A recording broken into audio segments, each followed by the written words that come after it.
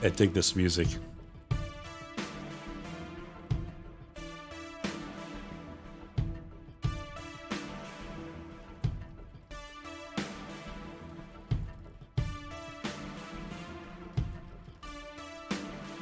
Okay.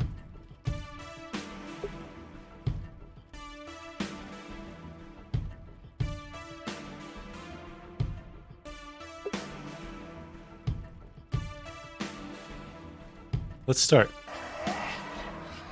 Oh.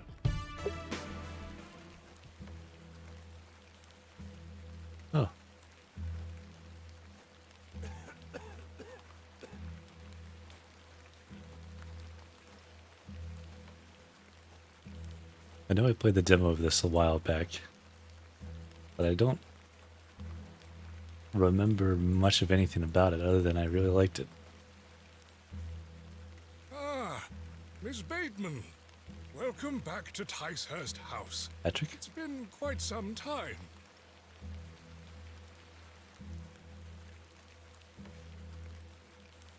Terrible weather this evening, is it not? Nurse Blaketon has had enough of me smoking inside. Makes her cough, you see. A bit of rain won't kill me, will it? You mustn't be interested in me nattering on. Give my regards to your father. Nurse Blaketon is preparing his supper.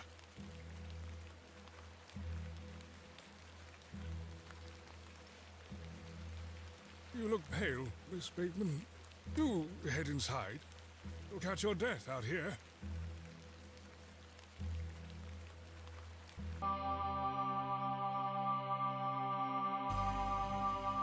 No.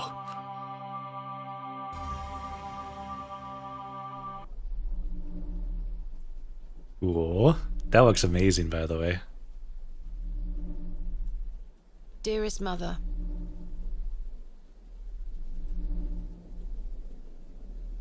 Dearest Mother. I hope this letter will reach you.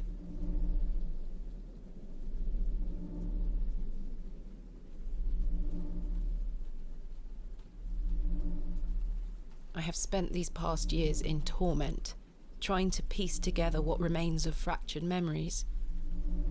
What I am about to recount to you will seem beyond comprehension, but I beg for your patience.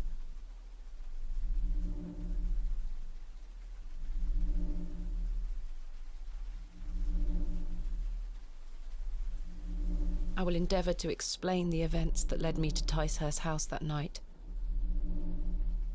As far as I can recall, this whole wretched story started with the receipt of a letter from a Mr. Leonard Shoulder.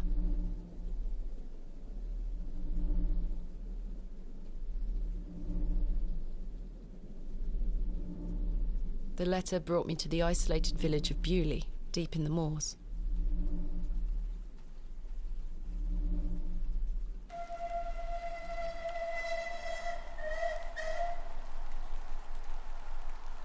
I've arrived. No station master in sight. I hope the village isn't too far away. I can't recall our exact meeting place. Mr. Shoulder mentioned it in his letter. Left click to walk, interact, right click to examine.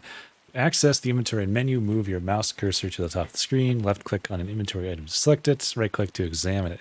Once an inventory item is selected, you can right click to deselect it. You can double click on an exit to teleport directly to it. Yes. That's something that should exist in any such game. The game will occasionally autosave. You can also save anytime via the menu. Quick save, quick load. Spacebar. No interactable objects. It's also a nice feature. Map when available. I understand. The tracks look quite untarnished. I don't think many trains come through here. Bewley. I have great expectations for this Barrow. I love the voice actress. The post looks unattended. Hello there. A door of fine construction. Hello. Hello. Letters. How do I read it? Right click?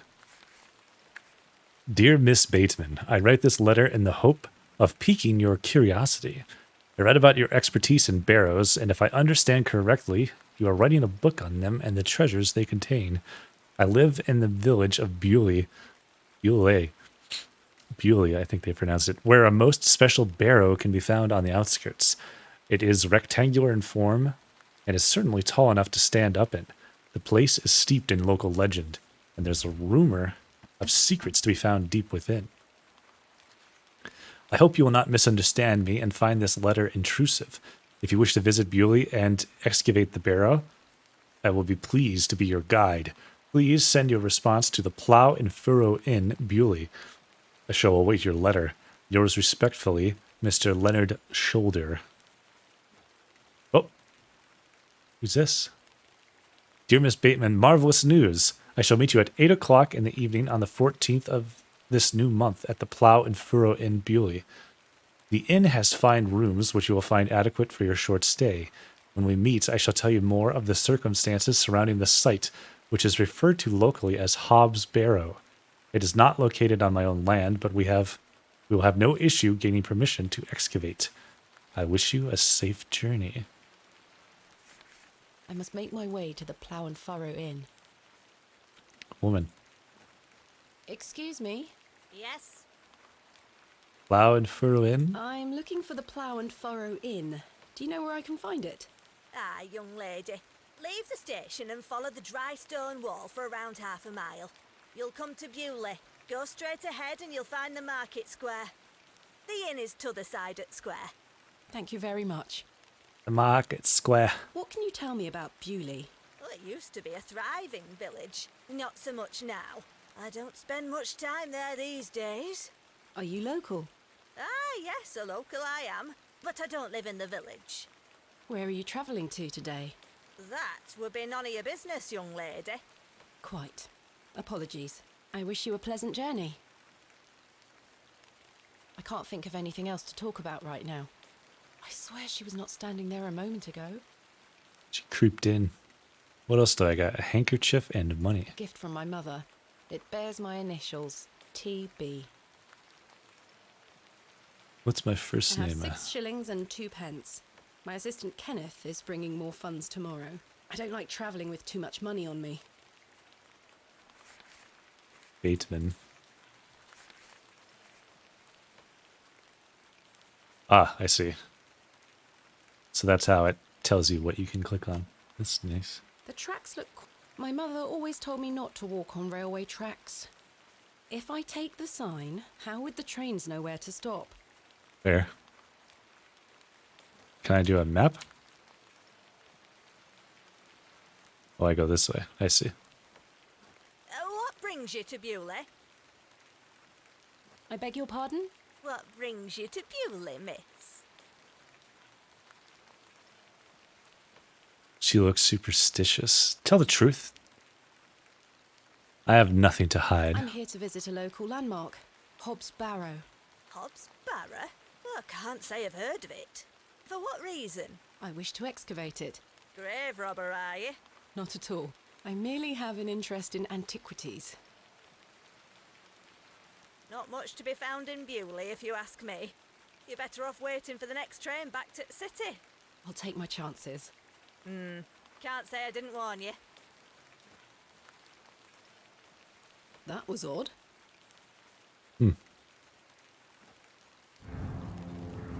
Off we go.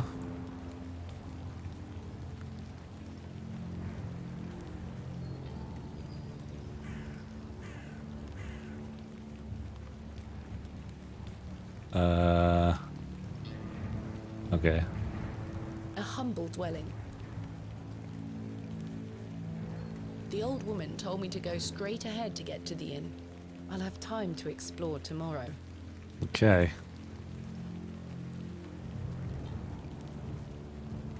The anvil looks heavy. Beating raw metal into a fine object is an admirable skill. This appears to be the forge of a local blacksmith. The blacksmith looks closed. Local blacksmith. A finely made horseshoe. The blacksmith must also be a farrier. That's a plan. Hey, BA. How's it going? Bucket. Bucket has seen better days. I've seen better buckets. Bucket is rusty and full of holes. Perhaps this belongs to a merchant. I feel like the music is kind of intense here.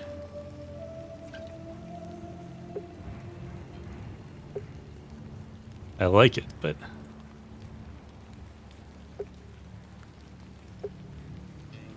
Color Captain Obvious.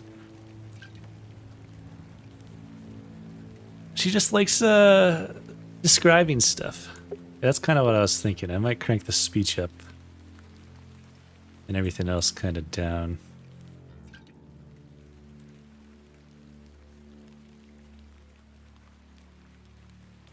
We'll see how that is. I'm loud and clear. I could also turn the game up too if that's the problem. It does look like it's... Maybe I'll turn that up slightly too. Not a lot, but a little.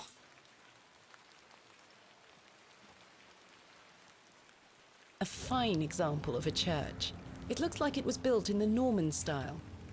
Scary Month, Scary Game, yes. This game just came out, like,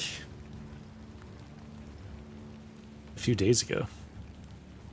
I don't remember the exact date, but end of the month. Or maybe October 1st. But yeah, it's like brand new.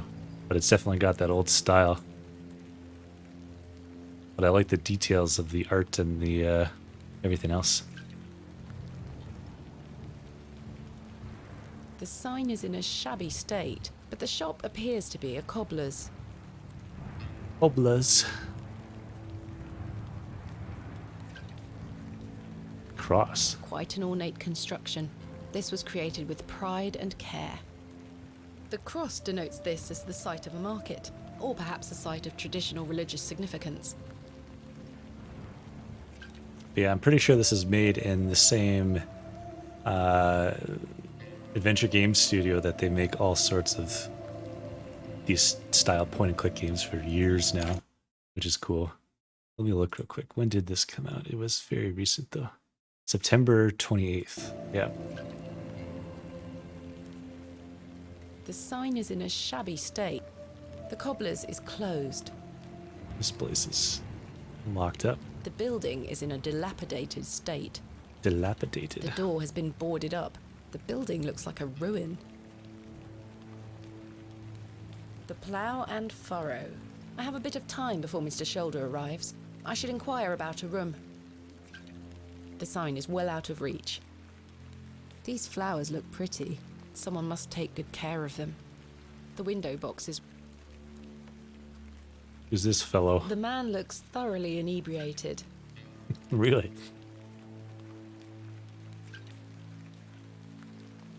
Hello there.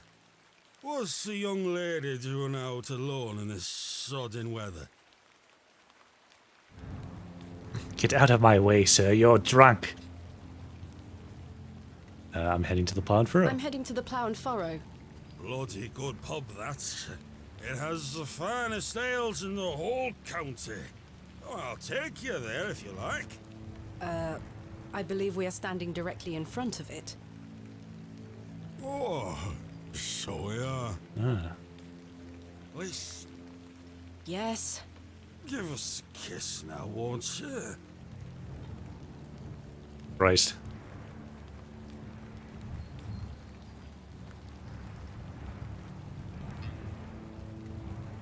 Humor him, slap him.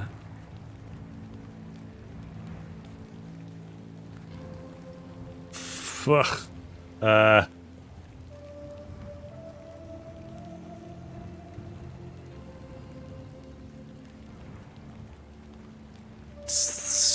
I want to slap him just to see what happens, honestly. How dare you? We put down the bag first. Smack. Wench! What a buffoon. I got an achievement. The slap. I should speak to the innkeeper about a room.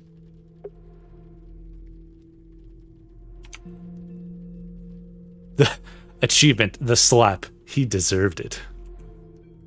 Fair. A decorative plate. This one depicts a cat. That's a cat? A decorative plate depicting a serpent. Can't do too much with pixels. That's A fine. decorative plate. This one depicts a bull. Seems like it might be like a puzzle thing later on. A decorative plate depicting an eagle. Decorative plate. A decorative plate. This one depicts a dog. What's our guess?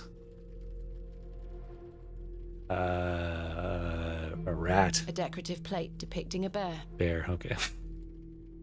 A fine exemplar of inebriation. It's a crudely painted scene that appears to be of a biblical nature. I don't want to take the painting with me. Good Inkeep. afternoon. Good afternoon, lass. How can I help you?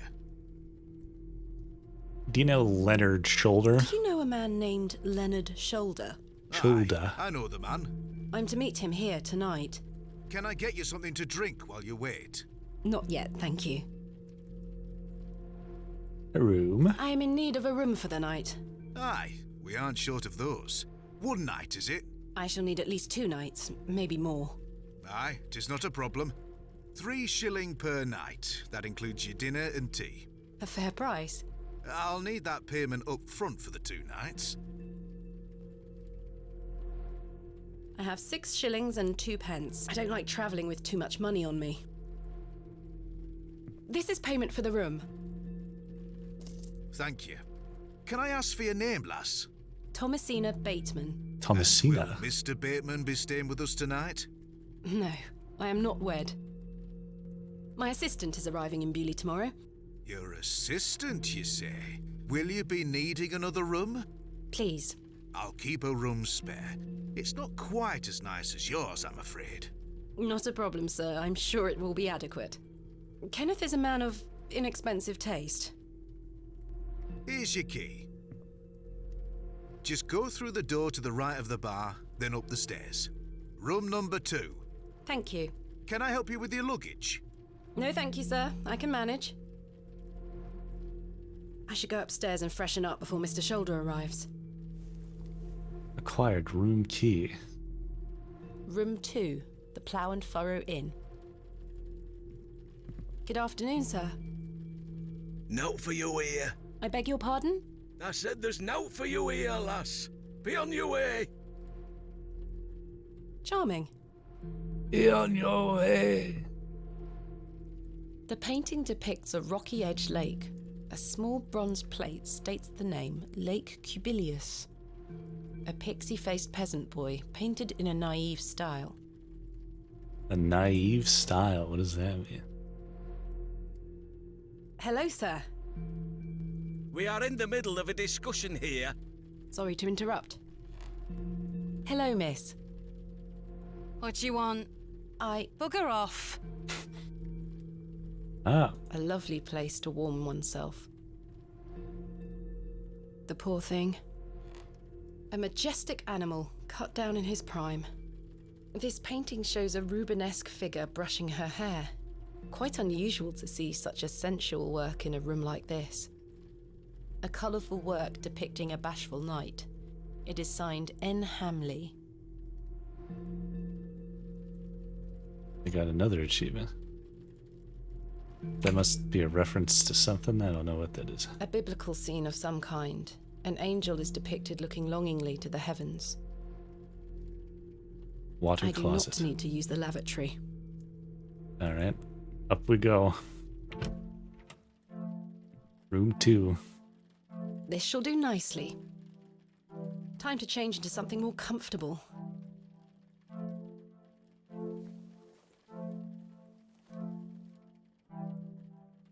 There we are. Much better. I don't wish to carry the bowl around with me. An empty bowl has been provided for washing. The wardrobe looks old, perhaps 100 years or more in age. I've stored my case in there, a box within a box. Ah, A decorative plate depicting a goat. goats. Looks a lot like the fish and the cat and the wolf. 7 plates, 7 animals. I got another A achievement. painting of surprising quality. It portrays a rocky outcrop overlooking a vast moor, perhaps a local landmark. Just gotta click on things and you get rewarded for it. As the only light source in the room, I ought to leave this here. My evening light shall be provided by this solitary candlestick. Ah, complementary matches. Useful. There's only one match left, though. Worse. A gift from my mother. Jammed shut. The wood must have warped over the years. All right.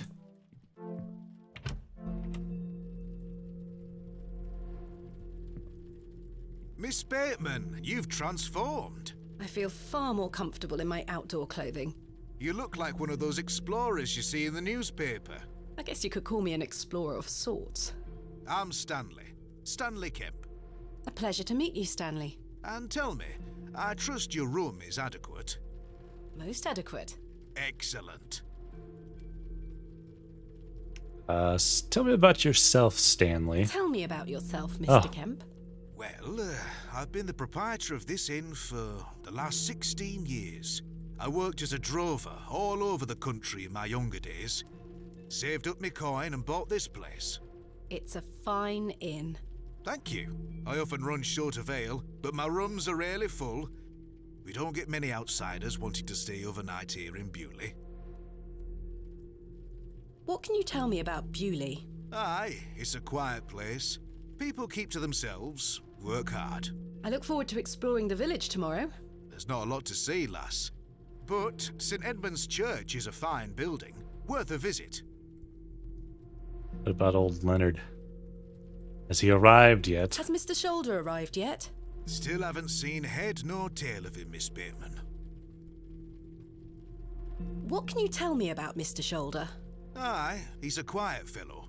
He only comes here to check his post. Yes, I've been corresponding with him using this address. Have you now? You found yourself an admirer. Not quite. What business do you have with old Leonard, then? Tell the truth. Well, if you must know, I am what some people call a barrow digger. A what? A barrow digger. What in God's name is that? Are you familiar with tumuli? Afraid not. Barrow is another word for tumulus, or tumuli in the plural. A profoundly interesting subject. You've lost me. I excavate ancient burial sites looking for relics. A barrow is traditionally a circular mound of raised earth enclosing a burial chamber. Oh, aye? You're a grave robber. I am no such thing. Don't worry, lass. I've met all sorts in here over the years. I won't tell anyone. I assure you, my goal is more noble than petty grave robbery. What sort of relics do you find, then? Gold? Silver? Bones? Bones. Well, rarely gold or silver, but treasures certainly. Ancient pottery is the most common find. I've been excavating barrows all over the country. I'm documenting my findings in preparation for my book. It shall be called Vestiges of the Antiquities in Rural England. Oh, aye. Very interesting. But what does old Leonard have to do with this? He sent me a letter in which he told me about an unusual barrow in Bewley, a site called Hobbs Barrow. I'm meeting him here this evening to find out more. I've lived here nigh on my whole life, and I've heard nowt about a Hobbs Barrow.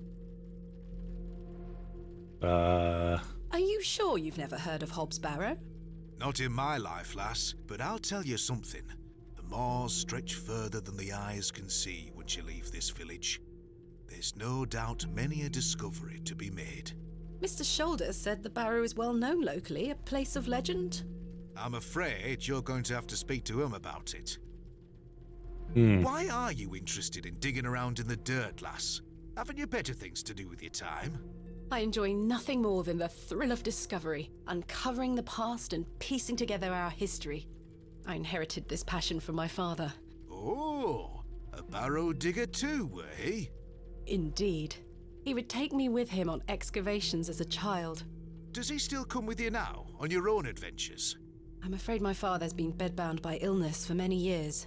Oh, I am sorry to hear that, lass. Thank you, Mr. Kemp. He is well looked after at a private hospital. Thanks for your time. As you were. Okay. Oh, who's this? A curmudgeonly-looking old fellow. Hello, sir. Right, Do you know a Mr. Leonard Shoulder? you're not local. You've come on that bloody train, haven't you? Bewley's going to dogs.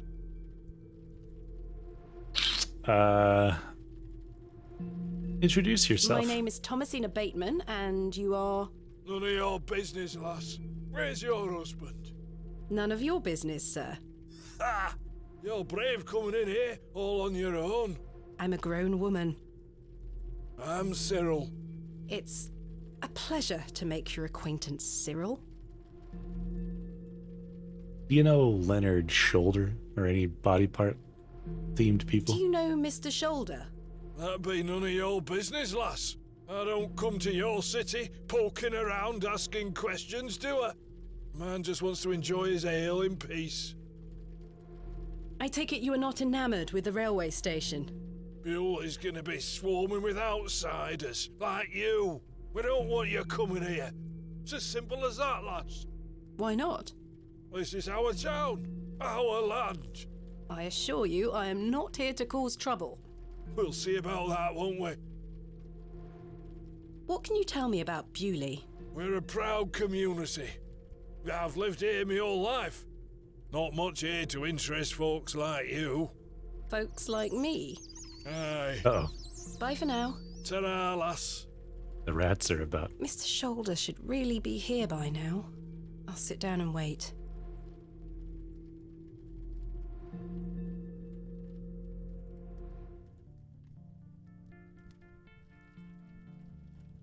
Where on earth is he? What a waste of time this is turning out to be. Nope. Evening there, miss. Not you again. I just wanted to apologise for earlier. I deserved that slap. I'm sorry for my behaviour. The drink gets a hold of me sometimes. Let's start again, shall we? It's good of My you. name is Arthur Tillett. Thomasina Bateman.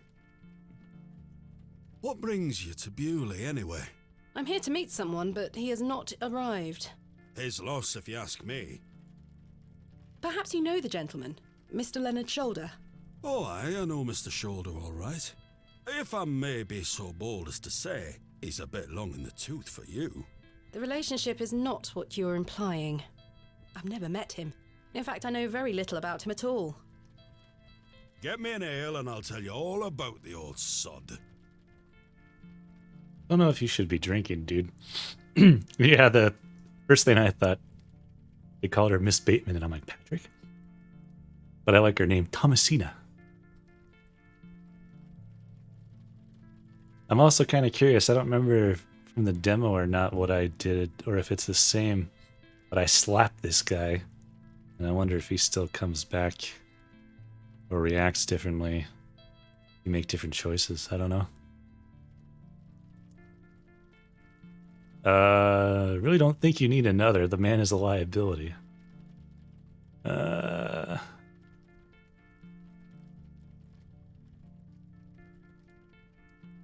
Yeah, it's kind of giving me choices, but I don't know how much they matter. Must I really buy a drink for this information? I think you've had enough, friend. I really don't think you need another. Please, No, you're already drunk. come on, just one more. Don't you want to hear about old Leonard Shoulder? Well, yes. Wet my whistle and I'll tell you everything there is to know. You drive a hard bargain, Mr. Tillett. As you wish. Thank you very much, Miss Bateman. I'm guessing the same thing happens no matter what.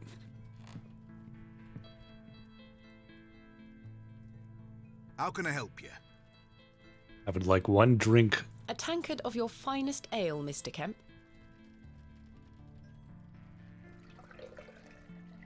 Tankard. There we are. 2 pence, please. Thank you. I'm gonna run out of money. This was the last of my money. There you go. Kenneth will be here tomorrow with more funds. I was about to say, Kenneth better show up.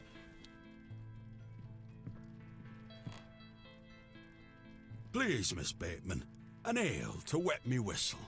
Then I'll tell you all about old Leonard.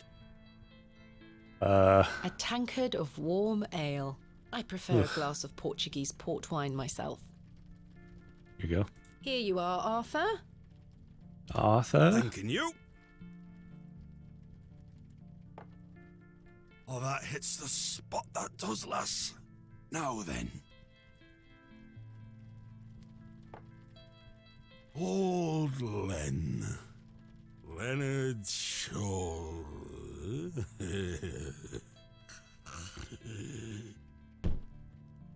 I knew this was a bad idea. Arthur? Mr. Tillett? Oh, for heaven's sake. The man is in a drunken stupor.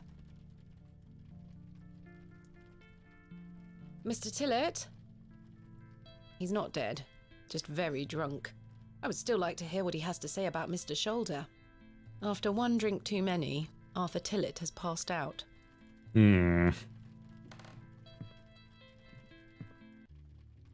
How can I help you? Water. May I trouble you for a glass of water? If it's water you're after, I just refilled the jug in your room for you. Thank you. Thanks for your time. As you were. Am I gonna try and splash him?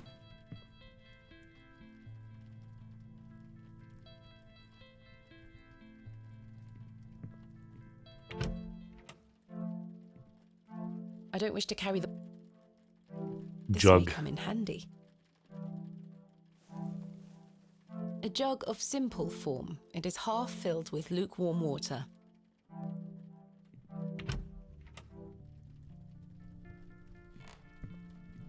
There you are.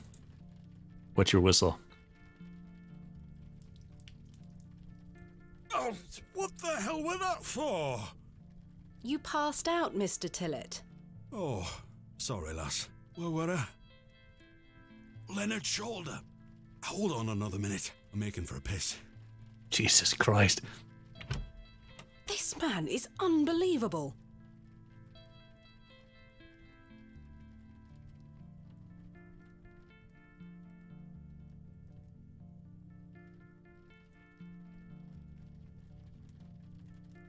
It feels like an hour has passed.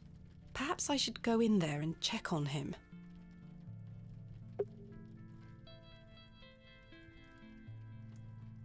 Oh, what is it? What is it to do? Burial mound. Wait for Mr. Schiller to arrive. Check on Mr. Tillett. This is nice. As a return from the laboratories, I should see if he's all right.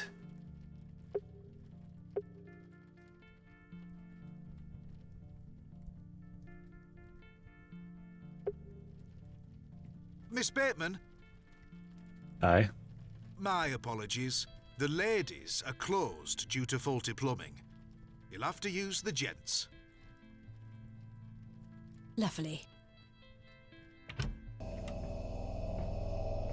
Mr. Tillett? Oh. The mirror is coated in a thick layer of grime.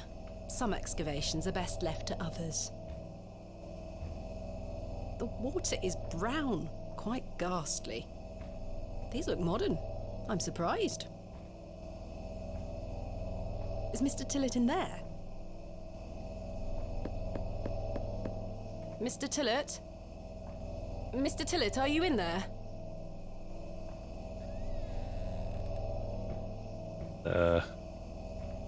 I can see it's still raining out there. A cold draft is leaking in from under the door. This leads outside. Mr. Tillett, are you in there? Oh. Oh no. He's transformed into a cat. Well, you're not Mr. Tillett. The mangy thing is fast asleep. I'd rather not touch it. The thing stinks to high heaven. Is he outside? The door opens a crack, but appears to be blocked from the other side. think I can hear someone moving around. That was weird. Mr. Tillett? Arthur, are you out there? Judging from the draft coming from below, this door must lead outside. I should investigate further.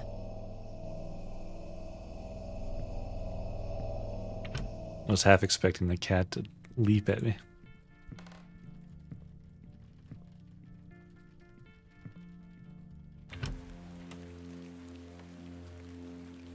Can I go around back? Oh, Excuse me, sir. A small alley splits the inn and its neighbour. Oh. A pearly white gent's glove. It's certainly unlike anything Mr. Tillett was wearing. Seems rather out of place here. Peculiar. A fine white glove, gent's style. I found it in the alleyway behind the plough and furrow. I like that it says that in case you forgot where it came from. Someone has wedged the door shut. Mr. Tillett. Why would he have done that?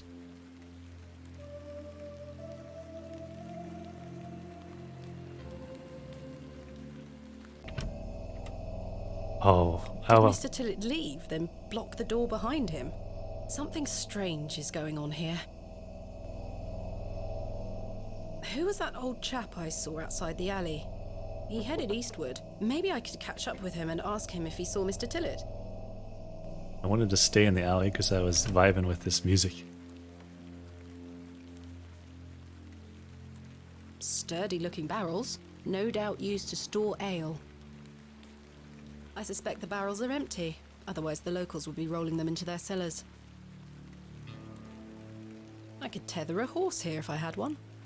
The post has been embellished with a fine bronze bust of a horse.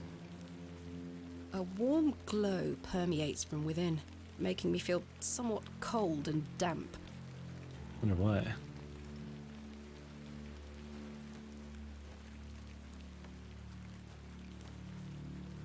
Sir?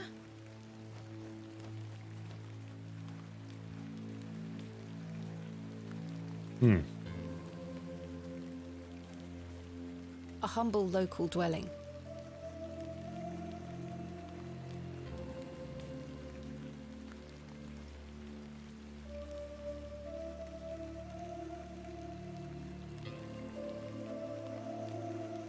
I'm just listening to the music.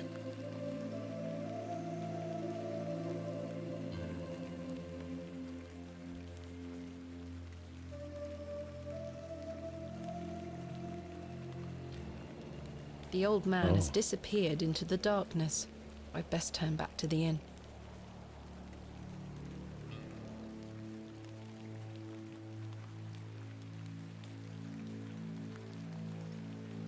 Back we go.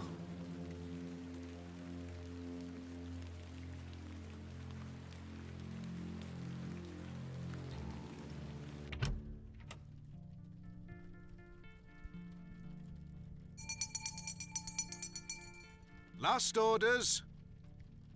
I should get some sleep. Finding the missing men of Bewley shall have to wait for tomorrow. I'm sure nothing will Kenneth go will be wrong. arriving tomorrow at midday. I should get some sleep.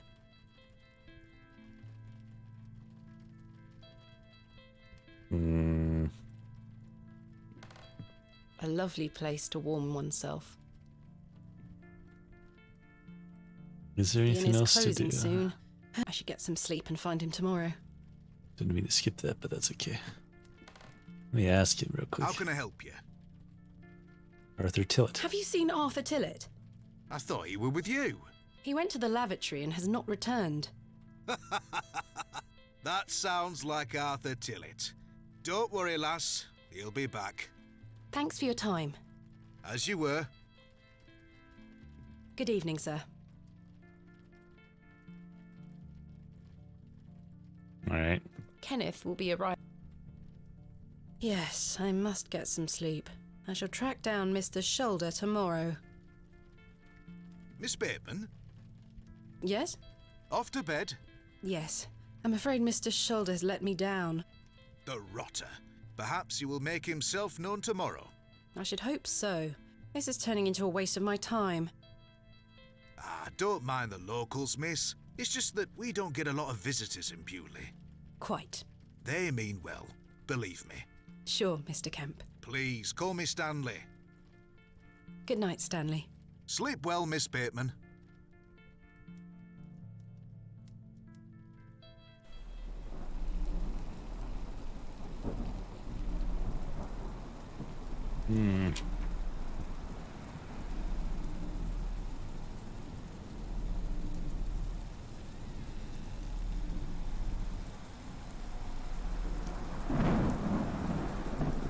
Oh shit.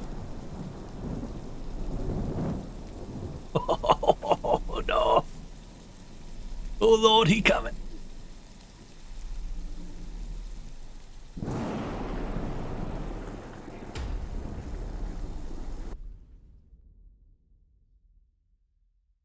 What the fuck? The first day Adventus. Huh.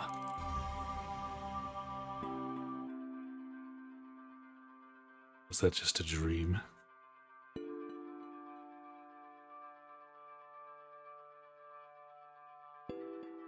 Such horrid dreams.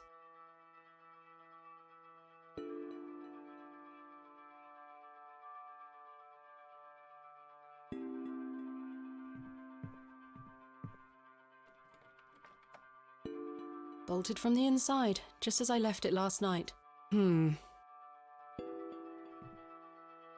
As I suspected, I must have dreamt of that wretched-looking cat. I must say I'm relieved. Right then. Let's see if I can track down the elusive Leonard Shoulder. I'm rather anxious to get to this barrow. I also wonder what happened to Mr. Tillett. I've stored my case in a box. I found it in... No, that... Okay. Good morning, Miss Bateman. Good day, Stanley.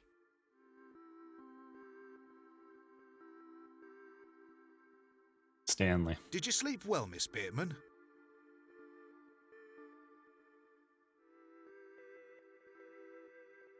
So far I've been telling the truth. Not really. I have the rather queer recollection of a cat entering my room last night. A cat, you say? Yes, an odd-looking grey one. I must have been dreaming, as I locked the door and windows before I went to sleep. I saw a similar cat in the lavatories while searching for Mr. Tillett. Ah, Herbert. Oh, he's a Herbert. harmless thing. He comes in now and then searching for scraps. Indeed. Seeing him in the lavatories must have conjured up the strange dream. The mind is capable of manifesting frightful things, Miss Bateman. I'm happy to report the rain of yesterday has lifted. It's a clear morning outside. Crisp. I've prepared a room for your assistant. What time will he be arriving today? His train will get in around midday. Kenneth will also be bringing my excavation equipment. Oh, aye. What does that entail? Picks, shovels, buckets, lighting and such. He usually packs it in a large crate. Come to think of it, I'll need somewhere to store it. You're welcome to use the alley behind the inn for any such bulky items.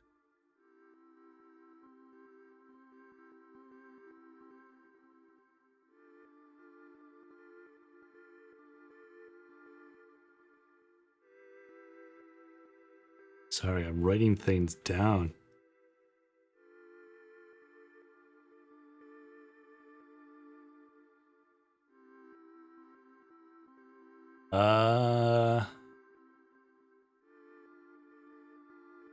Is it safe to do that? Is it safe to do such a thing? I can assure you the local folk are not thieves, Miss Bateman. That's not what I... Now, say nothing more of it. Thank you, Stanley. I'll let you get on with your day. I'll be back with my assistant when he arrives. Miss Bateman, Yes? I've something I wish to get off my chest, as it were. Go on. I've been tossing and turning all night, Miss Bateman. I feel rotten, I really do. What on earth are you talking about? As you know, I like to run an honest establishment. And well, I have not been honest with you, lass. I do know of Hobbs Barrow. You Really? do? I do. Many here do. There are stories tied to that place, you know. If I've learned anything in this life, it's that some stones are best left unturned. Old Leonard Shoulder is someone to be wary of too. I can't tell you what to do, lass, but you'd best avoid him. Well, what do you know about Hobbs Barrow? Why lie to me about Hobbs Barrow? I know, lass, I know. I feel dreadful. But why? What are these stories you speak of? I really can't tell you more. If you insist on visiting that place, you'll have to seek out Mr. Shoulder. He brought you here. He should be the one to tell you. I must say, Mr. Kemp, this is all quite puzzling. I've never let local superstitions stop me in the past. I pride myself on being a woman of logic and reason. I've no time to waste on such matters. As I say, seek out Mr. Shoulder. He can tell you more. Why must I be wary of Mr. Shoulder? The man has a certain reputation. For what? You've seen it already. Were he here to meet you last night? No. Precisely. A man not to be trusted.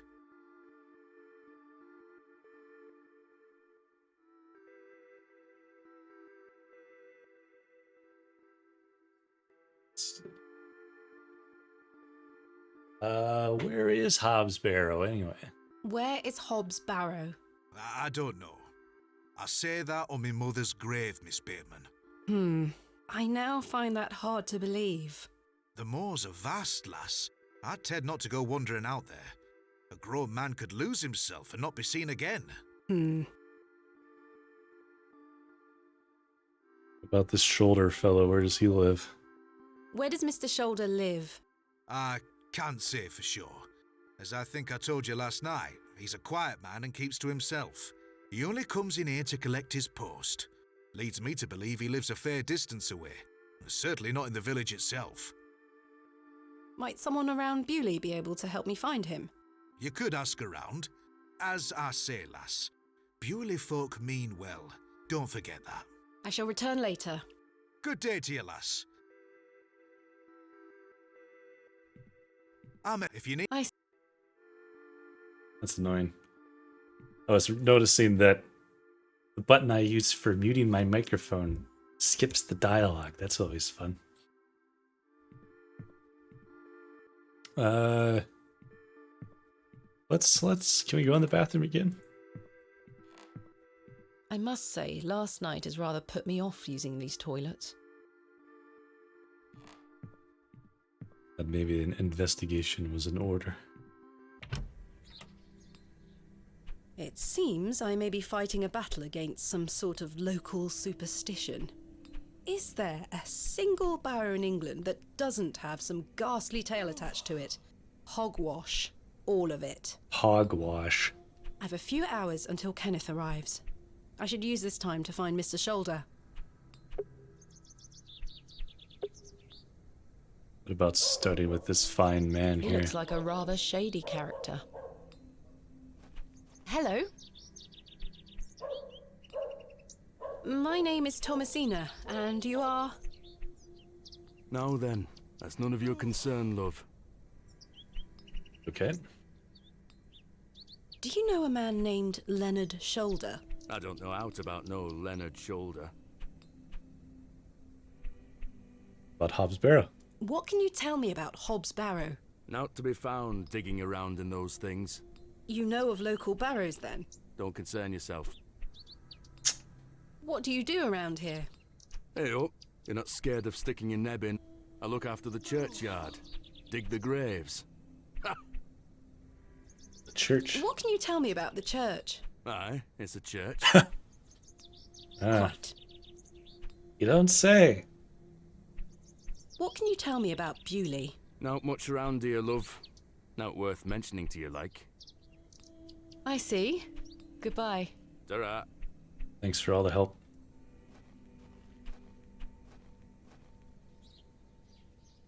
I'd rather not go into those horrible toilets again. The window is well out. I see no sign of life within. Let's go over here first. Oh. What? The little whelp looks determined to slaughter the very air itself. The young woman looks extremely bored by it all. Hello, Yes? my name is Thomasina. What's yours? Douglas? It's Oh, a pleasure Douglas. to meet you, Douglas. Can we talk about his like terrifying face?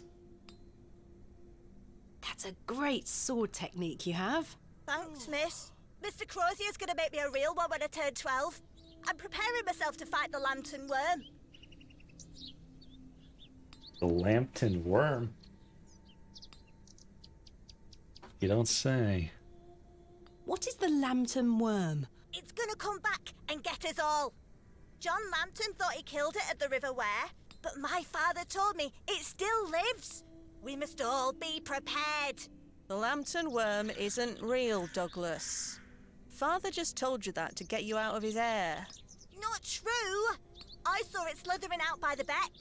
Like a giant eel it were. I ran home so fast I thought I would fly. Sorry, miss. My brother has a vivid imagination. Children often do at his age. I'll keep training. You will all thank me when I thrust my sword deep into its fat belly. Douglas, this lady doesn't want to hear your nonsense. Hey Zach, how's it going? Well, Douglas, what do you know about Bewley? Do you like living in Bewley? Yeah, I do. Are you from the city? I'm from a long way away. You must have come on the train. I love watching all the steam puff up into the sky. Have you been on the train yourself? No, miss. Our parents don't have the money for train tickets. Father says we have all we need here in Bewley. Perhaps this nice lady would like to take you away with her on the train. No, I need to stay and protect Bewley from the lantern worm. Lost the 5-second rule with a bag of chips. More of a 5-second guideline, really. Do you know a man called Leonard Shoulder? That's a funny name. So he doesn't know him. Have you heard of Hobbs Barrow? What's that? A local burial mound. Our parents don't let us wander far from the village. What's a burial mound? Don't you mind about that, Douglas. Mr. Crozier, is that the Who's blacksmith? Mr. Crozier? He's a blacksmith. His forge is just over there on the other side of the square. Don't you think 12 years of age is a little young for a real sword? I'll be a master swordsman by then. Goodbye. Goodbye, miss. Good day. Hello, miss. Oh, miss. My name is Thomasina. What's yours? Betty. Nice to meet you, Betty. Douglas and Betty. I'm writing down people's names. I don't know if I need to, but for my sake. What are you up to? My brother is practicing his sword fighting technique. I'm to watch him until he tires himself out. I'm tireless. This time last month it were all about his teaspoon collection. This month it's swords. Leo Do Shoulder. you know a man named Leonard Shoulder? No. Are you sure? Yes. Alright. What do you know of Hobbs Barrow? Our parents don't like us talking to strangers, miss. So you know of it? No. Are you sure? Yes. Goodbye. Bye, miss. Wow.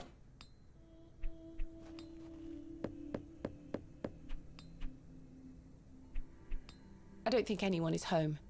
I kind of like this effect of like the quality. It's weird and cool at the same time. Like it's the same sprite, but they like, I don't even know what you call it.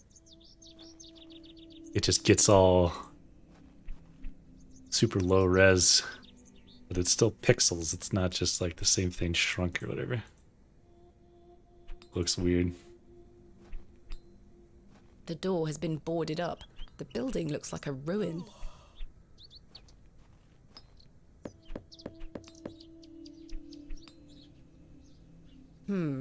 No one here.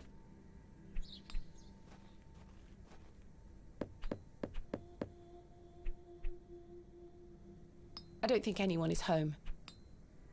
The bucket is rusty and full of holes.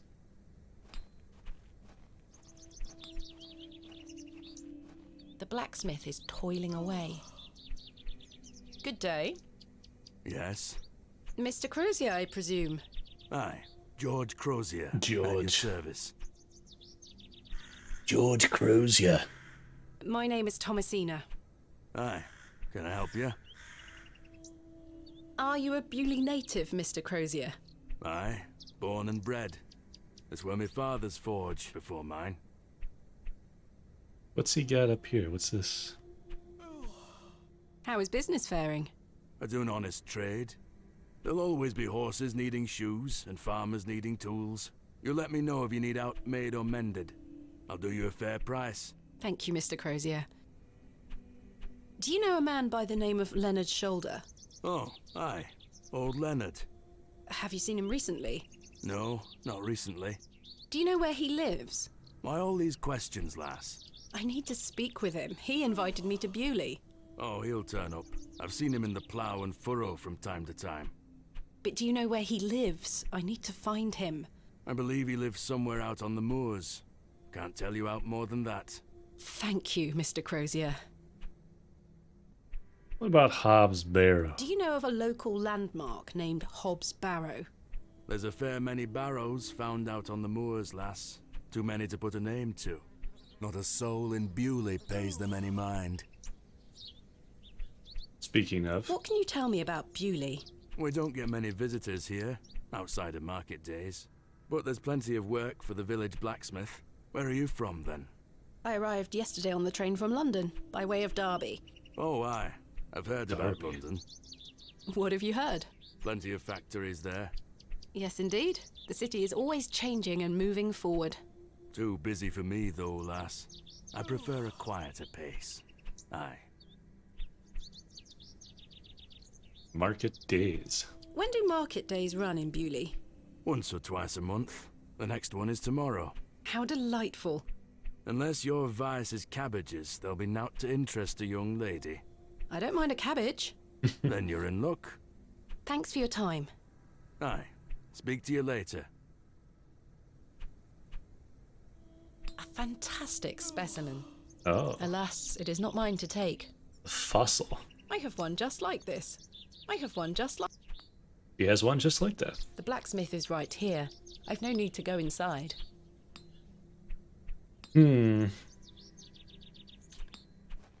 I think we want to go to the church at some point, but can I look around? Anyone else to interact with?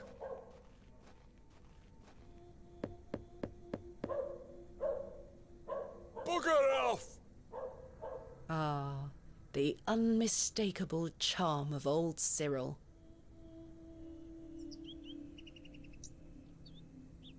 So that's that old guy from the inn.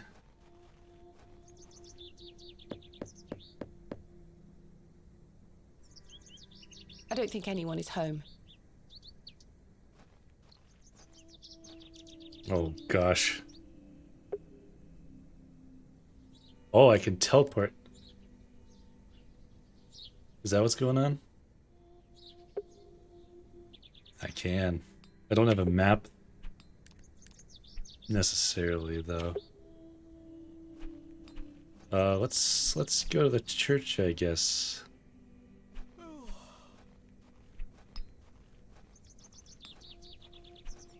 I like this parallax thing going on too. Hello.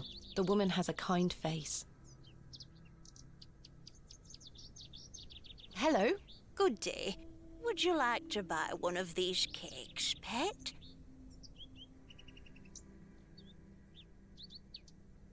What kind of cakes do you have? What kind of cakes do you have?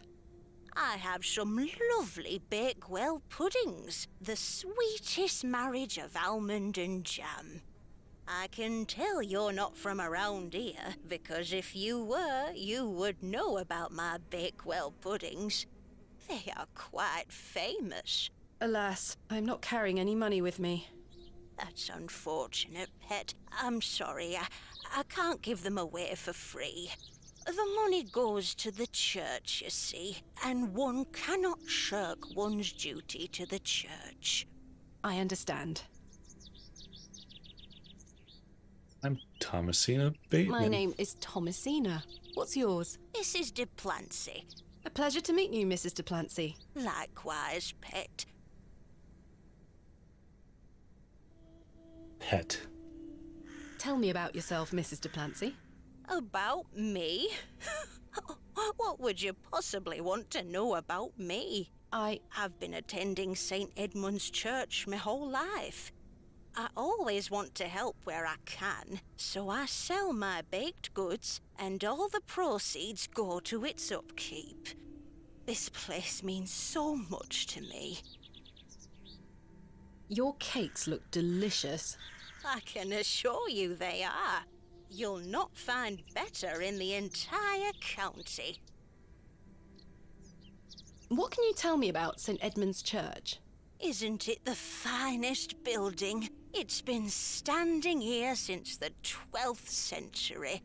The box pews in the nave are very fine and date back to the 17th century.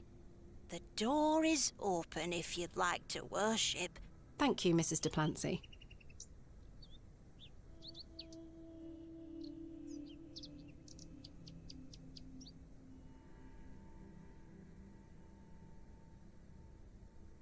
Oh, this shoulder fellow. Do you know a local man called Leonard Shoulder? Yes, I know Leonard. What business do you have with him? It's a long story, but I'm trying to find where he lives. I'm afraid I don't know, dear. Father Roach has access to the parish register. He might be able to help you. Only an ad is playing. Wait 30 seconds.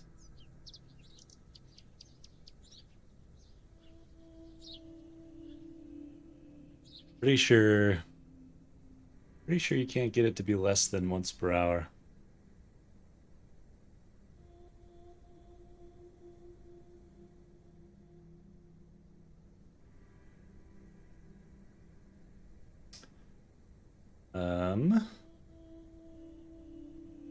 Father Roach. Oh, what can you tell me about him? What can you tell me about Father Roach? He is a lovely man and an exemplary servant of the Lord.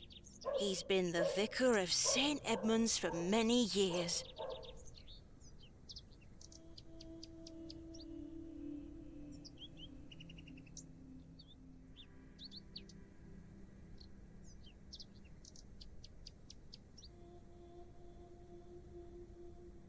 Where is the fellow? Where can I find Father Roach? At this time of day, he'll be taking his exercise in Herne Wood, to the west of the village. Thank you. I'll go find him. Be sure to listen out for his merry whistling. Such a jolly man.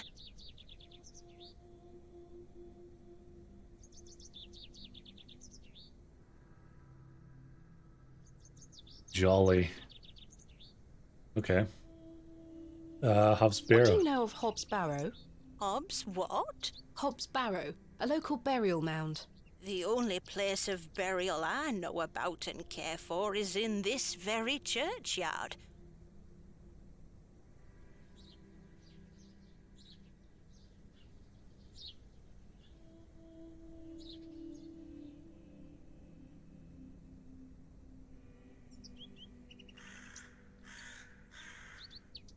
Thank you for your time. Lord be with you.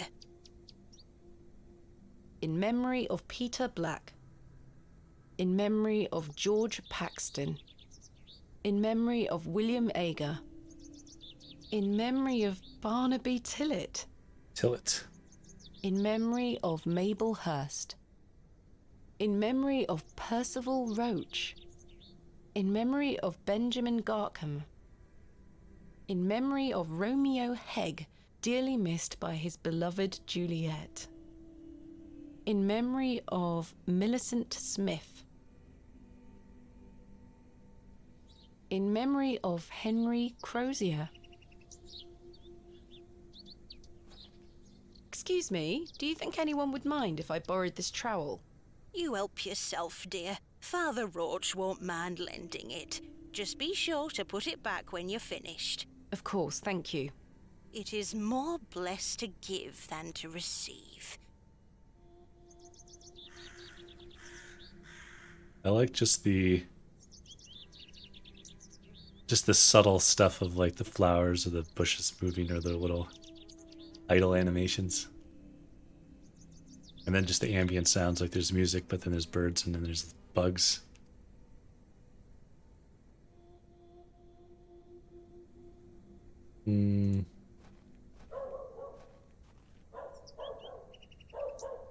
John Purchase, dearly beloved husband of Florence. Here lies Margaret Tillett, beloved mother, wife, and sister. Forever in light, Anne Kemp. Joseph Davis. Joseph Samuel Bryden. Death is only a shadow across the path to heaven. Gonna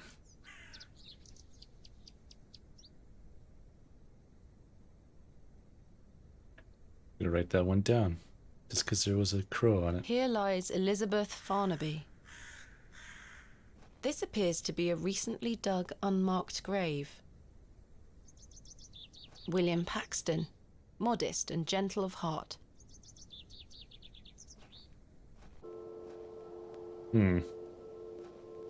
Margaret's Lookout. I wonder who Margaret is, or was.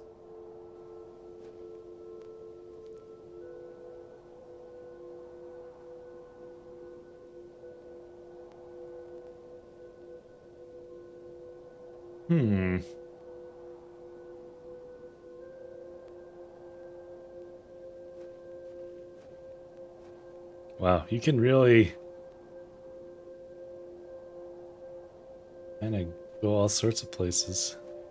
Oh, The locals might be alarmed if I dismantle their cairn. I've seen cairns like this all over England, quite common. The moors continue for miles in this direction. I don't wish to lose my way. okay.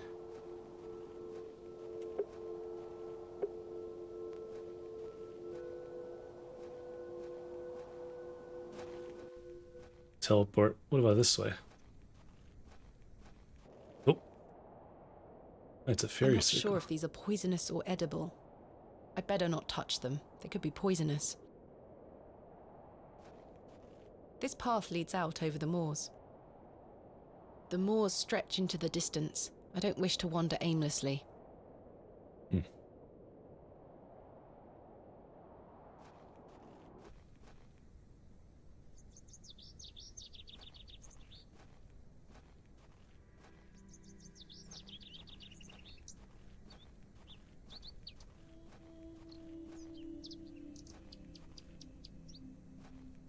I'm gonna look around. Oh, this brings us back here.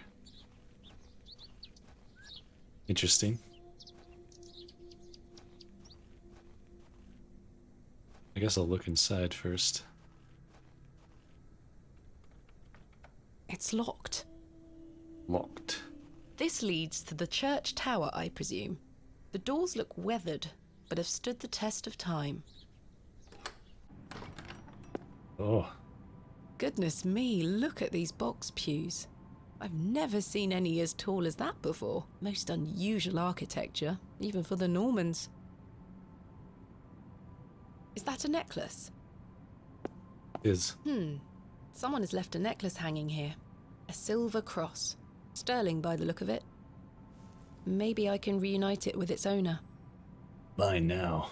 Those have seen better days. The flowers have long since dried out. I don't want them. A memorial list of former vicars. They stretch back several hundred years. A memorial list of former vicars. They stretch back several hundred years. Get your ass ate and grounded. Okay. Thanks for hanging out. I appreciate it. Hope Grounded's been going fun. I've been wanting to try and play that sometime, but I think the only way I really do, not just your ass, your entire body. Thanks for clarifying. I have it on Game Pass, I think. I don't know if that's compatible with other things. But either way, sometime I'll have to try that game out again. No, it's fine. Box The pews are contained within compartments that can be locked. I've seen a similar design in other Norman churches around England, but this is a particularly impressive example.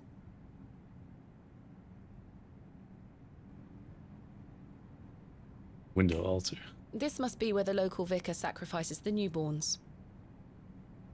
Aha. I've no time for such things. I can admire the craftsmanship from afar. Stained glass depictions of various biblical scenes. It's not my specialist area. This must be... Yeah, but what if she wasn't joking?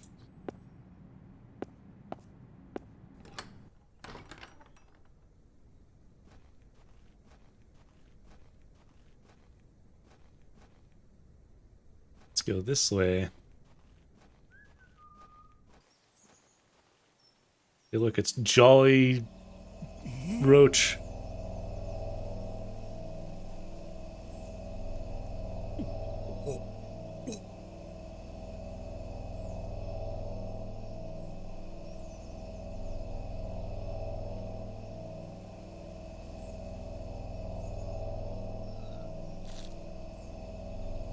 Huh.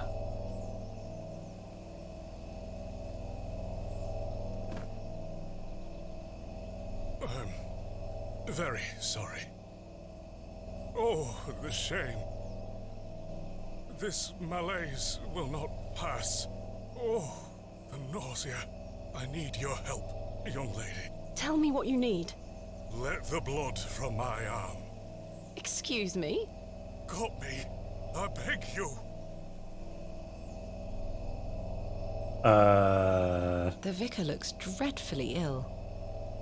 I don't wish to look too closely. The vicar's spectacles lie broken on the forest floor. Are you sure this is the only way, Father? I beg you. It's the only cure for this torturous malady. How the hell am I supposed to do that? I got a trowel. Would that work? The trowel's blade is dull and rusted. I need something that will provide a cleaner cut.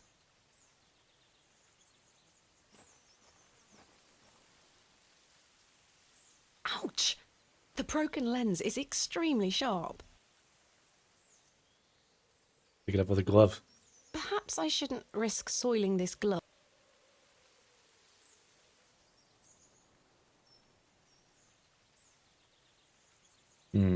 Perhaps...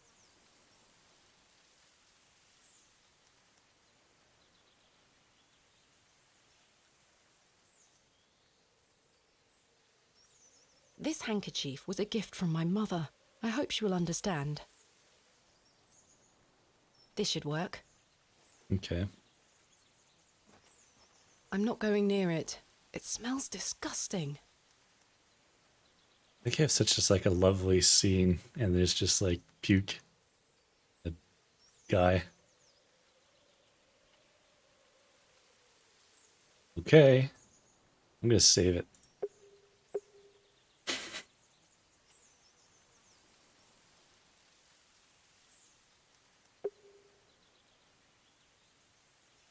Are you sure you want me to do this? Yes, it will cure me of my ills. I shall do as you ask, Father. Ugh.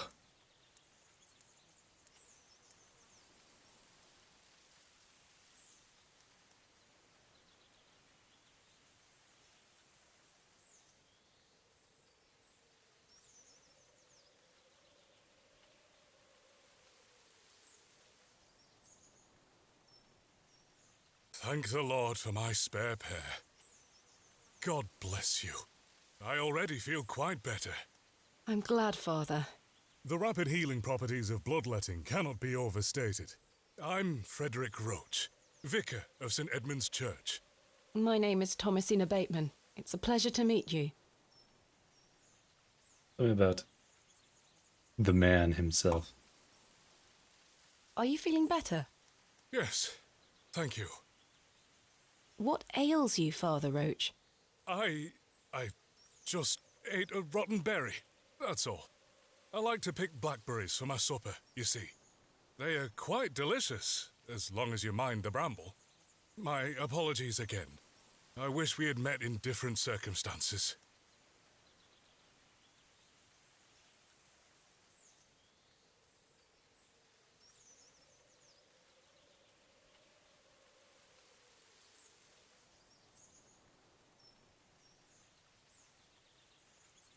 You from Bewley? Are you from Bewley originally? I was born in our very own St. Edmunds. It's quite the story. Do tell. My mother was sheltering there as a frightful tempest raged. And lo, did her waters break right there and then in that pew. One could say that you were born into your role, Father. Indeed. When my mother told me the story as a young boy, I knew that this was my calling.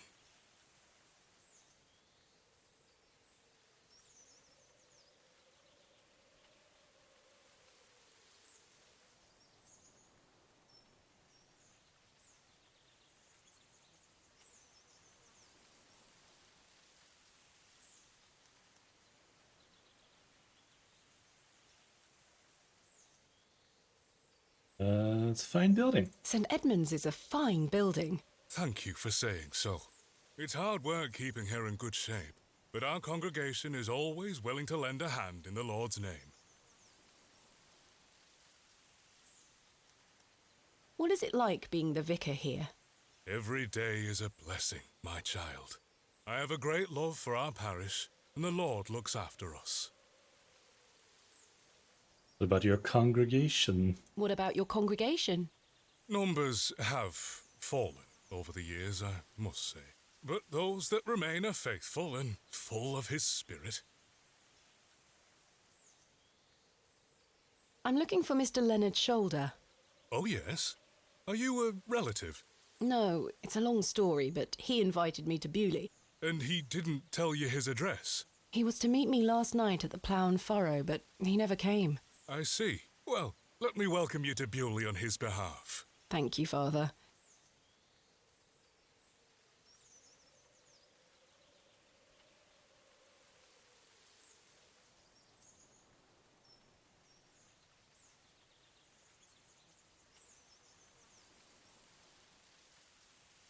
Do you know where he lives? Do you know where Mr. Shoulder lives? Let me think. It's been many moons since I've paid him a visit. Perhaps you could allow me to take a look at the parish register. No need. I remember it now. A fair hike across the moors. Could you please give me directions? I'll take you there myself. It's the least I can do after you aided me so. Capital. Thank you. Just let me know when you're ready to pay him a visit. I'll be resting here for the time being. All right. What do you know of Hobbs Barrow? I can't say I've heard of it. It's supposedly a famous local landmark. I'm afraid I know nothing about it.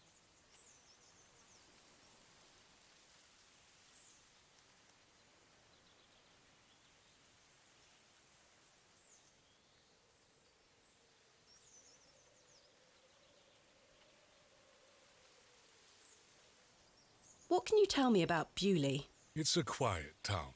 The railway line, which I presume you arrived by, is the only news of note we've had here for years. I've heard the new station has received a mixed reaction. I've heard many a debate, it's true. But my role is not to adjudicate on that matter. I'm very busy in my own work, you see. Let's look around more. Thank you for your time. Lord be with you. I'm gonna... Oh, so I can come straight here too. That's nice. Wonder if there's more locations or if this is all of them. I'll be right back though. 1 second.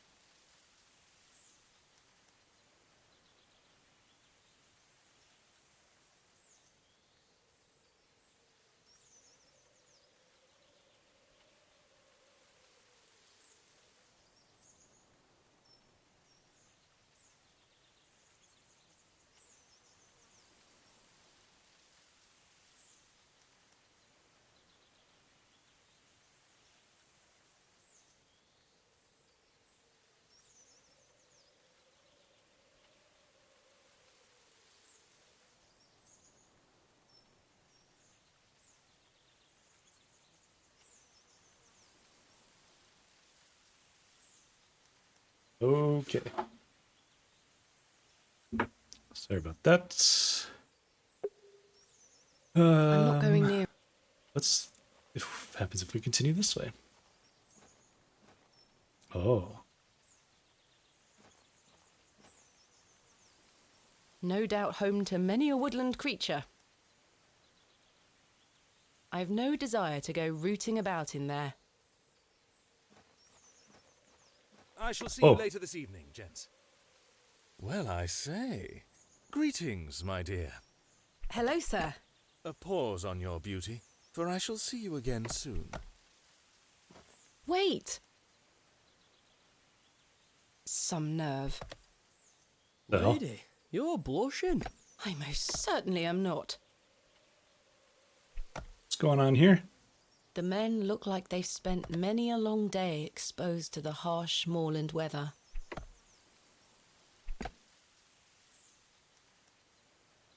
The men... Sorry, lass. No way through here today. Says who? Says who? Lord Panswick. Now get back before you find yourself under a falling tree. My name is Thomasina Bateman. Oh, aye? You're not from round here, Thomasina Bateman. No, just visiting. What is your name, sir? Horace. Are you in charge here? I am indeed. What are you doing here? What does it look like I'm doing? We're chopping down trees. There is no need to be sarcastic. We're employed by Lord Panswick. He's ordered us to gather logs from his woods. That's what we're doing.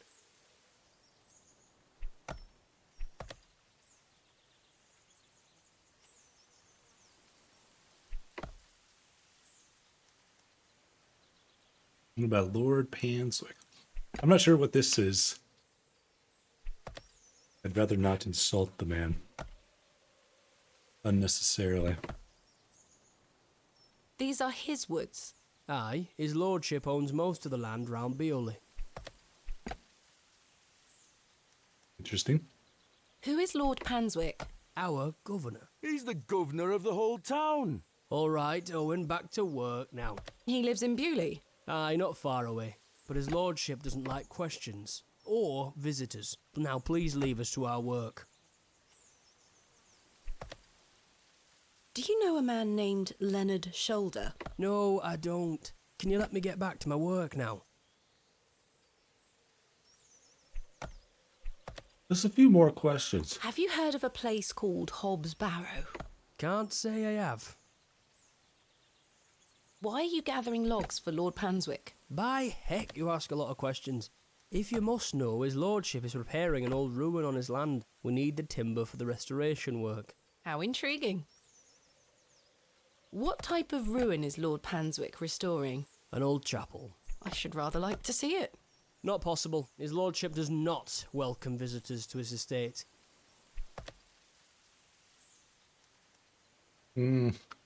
Thanks for your time. We'll be done by tomorrow morning. Come back then if you want to explore the woods. Lass, as I told you, there's no way down the path today. Okay. Oh. See that? I have no desire to go rooting about in there.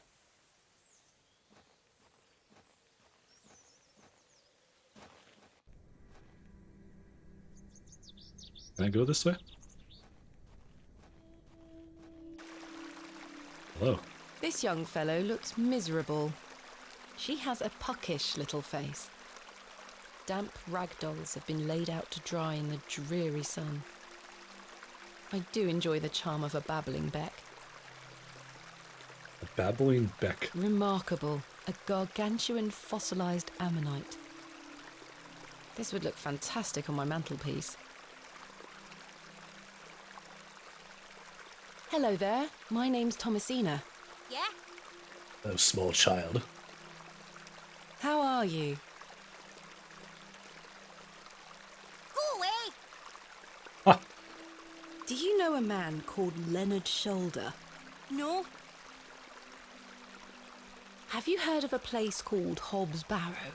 No?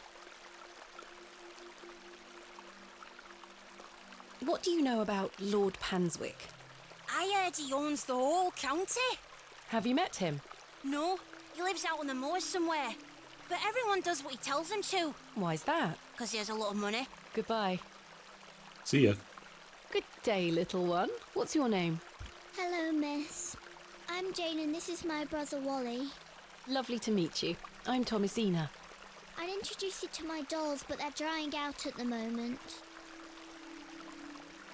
Jane and Wally. This is a lovely little beck. It's where we get our water, miss. It's good for drinking and cleaning.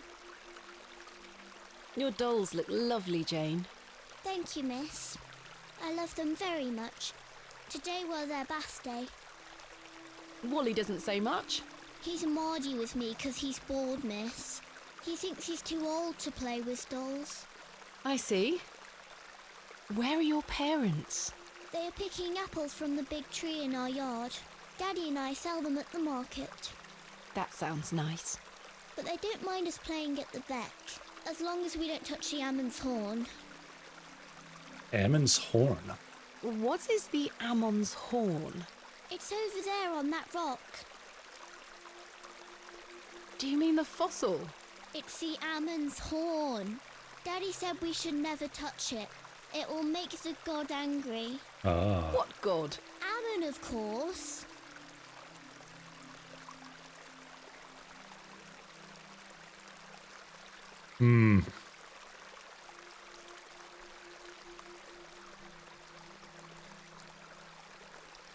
I'm curious to know more about Ammon. How wonderful. I'll be sure not to touch it.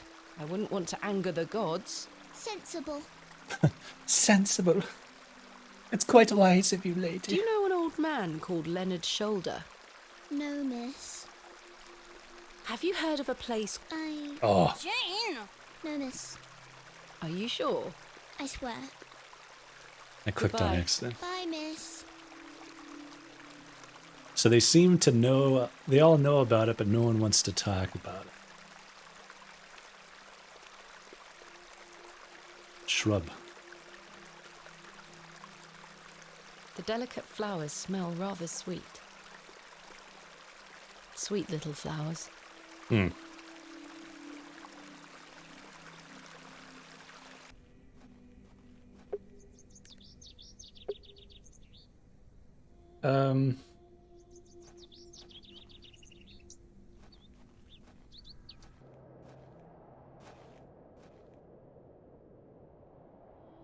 Mr. Tillett, where did you go last night? Have we met?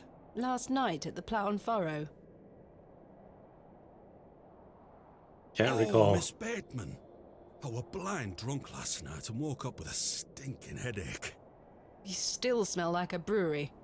Sorry. You went to use the lavatory and never came back, Mr. Tillett. I searched everywhere for you. I think I remember you bought me a drink. Then it's all a blur. I woke up in my bed this morning with my wife sour at me for waking her at some ungodly hour. Huh. About last night. What were you going to tell me about Leonard Shoulder? Who? Leonard Shoulder. You told me you knew him. And promised to tell me more if I bought you a drink. Which I did. So what were you going to tell me? I don't really know the old bugger. But you said you did. Oh, aye. No, I know naught about him. No, naught about Leonard Shoulder.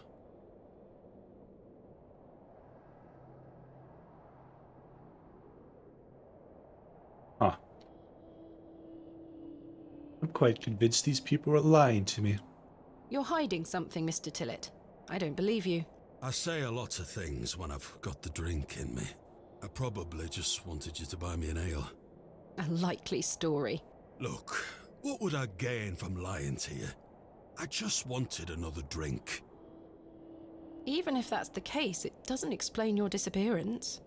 Aye, I don't remember out. I feel like they'd be more effective lying to me if they just told me they knew what it was, but then somehow otherwise dissuaded me from visiting it. About last night. You really don't remember where you went last night? As I say, it's all a blur. I remember needing a piss, then nothing. Well, you must have missed me when I came out. I did not. I even went to the gents' toilets to find you. Oh, aye, a sight for sore eyes. It was. I checked everywhere, and you were nowhere to be found. The back door leading to the alleyway was blocked from the outside. Oh, aye? Yes. You must have exited through that door, Mr. Tillett. But you just said it were blocked. There must be an explanation. My mind has drawn a blank. Toilet teleportation. Why was the door blocked? Did you block it? I told you I don't remember. I've nought to say 'cause I remember nought. How's your headache faring? It feels like a steam engine is driving full pelt in a circle around me skull. Be sure to drink plenty of water, Mr. Tillett. Aye, aye. I'll survive. So, you work here? Aye. Bewley Station Master at your service. Would you like to buy a ticket? Not just yet, thank you. I understand that some of the locals are not too happy about this new station. Aye. I'd go as far as saying the whole village. How long has the station been open for? About 3 months. We're on the Midland Railway line. This employment's been a saviour for me. If I weren't stood here, I'd be drinking my life away at the pub right now. It's worth the occasional withering look from Cyril and the rest of them. What does a station master do? A bit of this and a bit of that. I don't wish to bore you with such things. As you wish. My responsibilities here keep me on the straight and narrow, I'll tell you that much. A sense of duty can do wonders for a lost soul. Indeed. This must be a rather lonesome post to occupy. Trains pass through here more regularly than you might think, lass. What can you tell me about Lord Panswick? Oh, you've heard of his lordship, then? Yes. Do you know him? Aye. He comes into the village from time to time, gives sweets to the children, hires young men to work his land. He's well liked around here. I sense some hesitation, Mr. Tillett. Well, we kind of have an unspoken agreement with his lordship. He looks after us, provided we leave him alone. I don't follow. He likes his privacy. Some people do. No one is allowed to visit him. Do you mean to say that he's a bit eccentric? No. I've heard people got fired at when approaching his manor uninvited. Good grief. But is this true? Well, I won't be the one to find out. Farewell for now. Ta-ra! Hurrah. My mother... Right. It's the goddamn Cat and Crow. There's a tavern name for you, Cat and Crow. Oh yeah, I gotta... You know whose this is? Is this yours? Hey. I don't wear out fancy like that.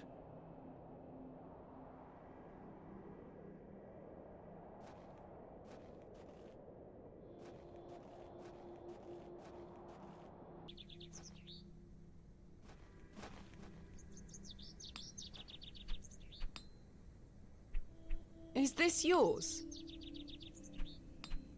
No, not mine. Nobody knows whose it is? Perhaps the church lady? Excuse me. I found this necklace inside the church. Is it yours? No, Pet.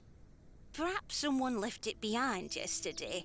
You keep hold of it for now. I'll ask around at the next service. Are you sure? I trust you.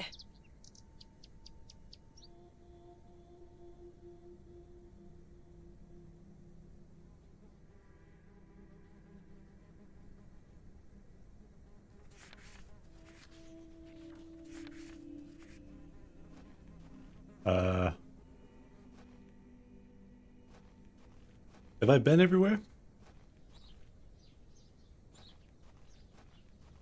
Dare I dig up a fresh grave?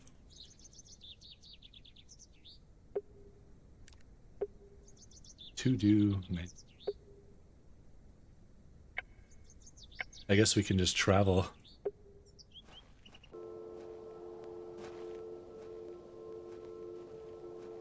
That goes to the cairn.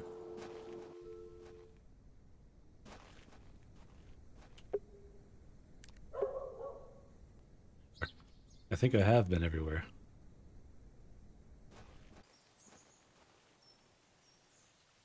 What do you know of Lord Panswick? Oh, yes. A rather important fellow around here. His vast land holdings give many a steady employment. I hear he is renovating an old chapel on his land. Aye, I've heard such reports. He believes this to be a godless land. Something I wholeheartedly disagree with.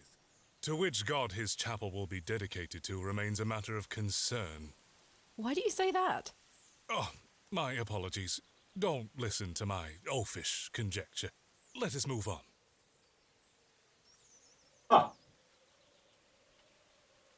Let's go. I'm ready to go to Mr. Shoulder's house. Excellent. I feel the fresh air will do me well. Follow me.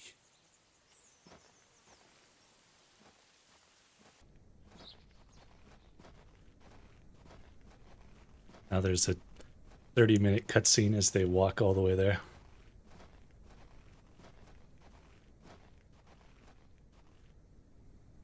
Good morning, Father.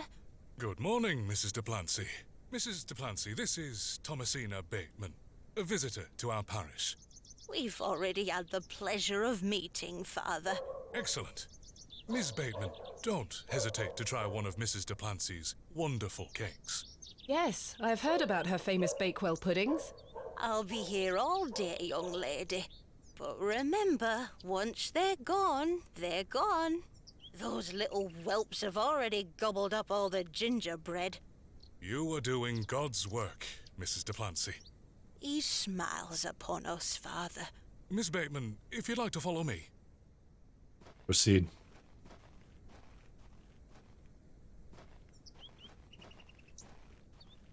Let's talk of graves, of worms, and epitaphs.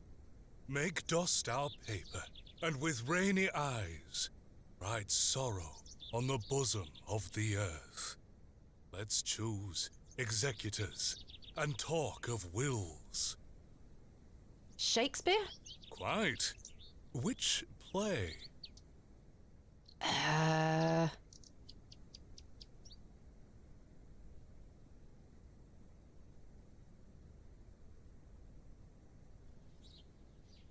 I don't know.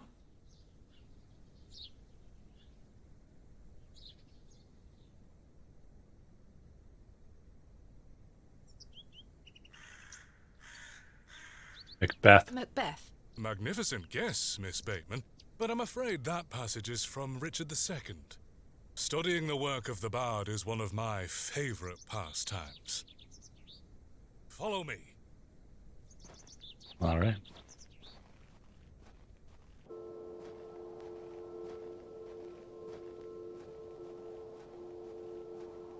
Behold, the vast expanse of God's creation. The moors extend as far as the mortal eye can see. Beautiful, is it not?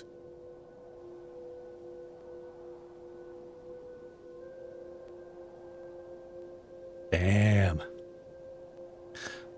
Indeed, the moors are beautiful. The beauty of God's creation is that it takes so many forms. How can one take in such a view and not have faith? Some look at these moors and think this a godless land. But I tell you, he is found in all domains. The Lord's work is all about us. Tell me, Miss Bateman, do you believe in God?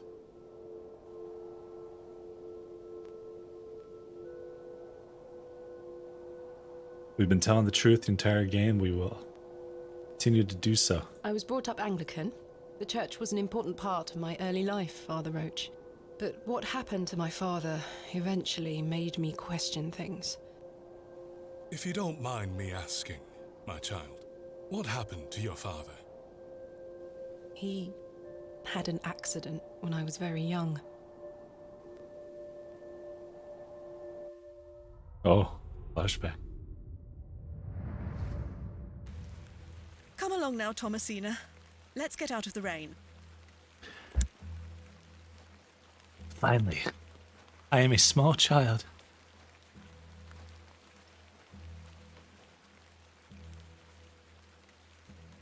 Remember what I told you, all right? Be a good girl. People are unwell here. They don't want to hear you running about making noise. Understood? Yes, Mother. Good.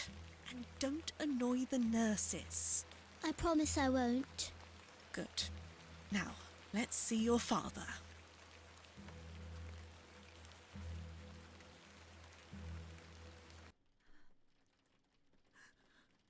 Oh.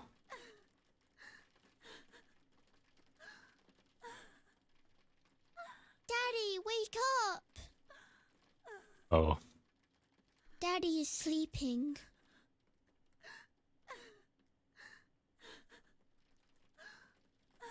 Mummy is crying.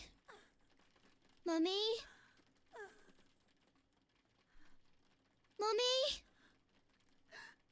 Good evening, Mr. Bateman. Hello, little one.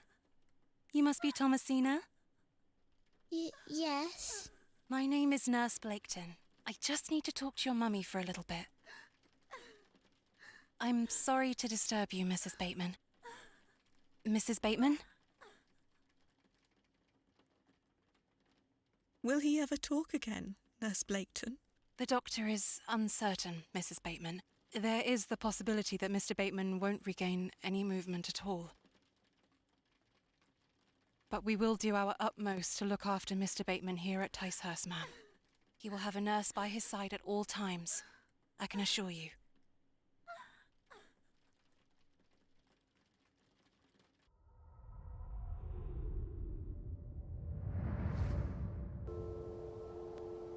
What sort of god would allow this fate to befall such a kind and honest man? I'm sorry to hear this. God moves in mysterious ways, but he loves us all. Come along now.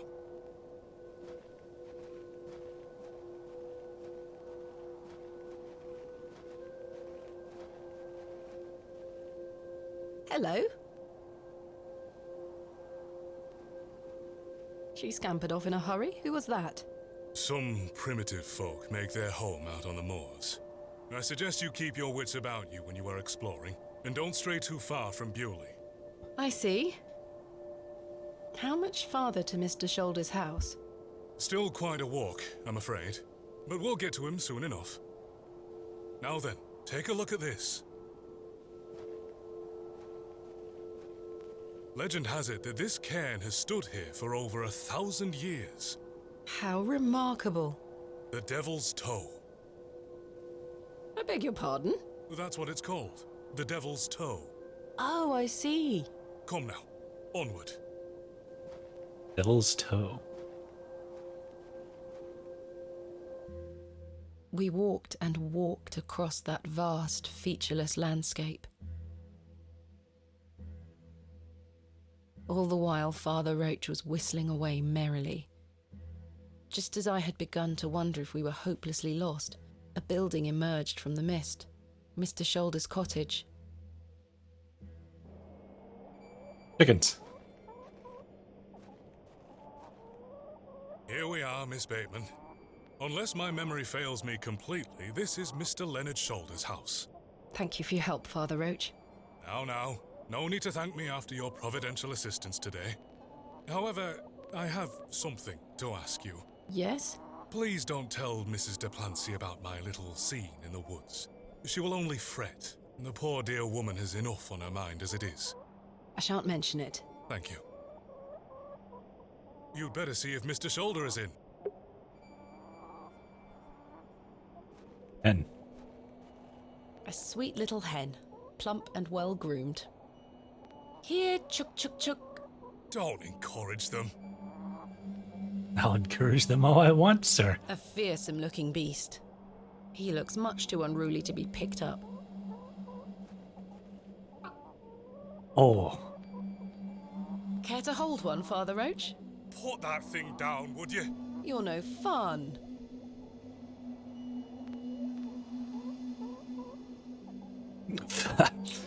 I got an achievement called Feathered Friend. A sweet little thing.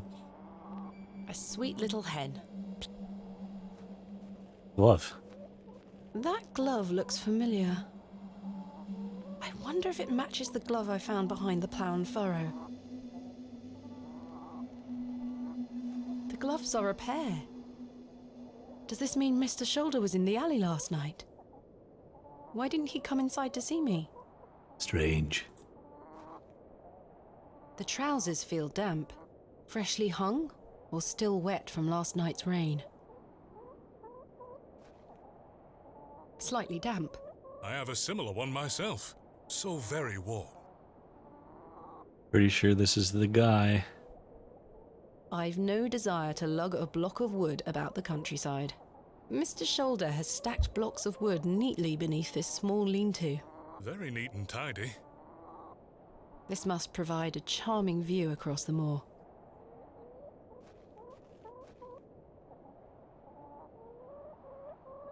No sign of life?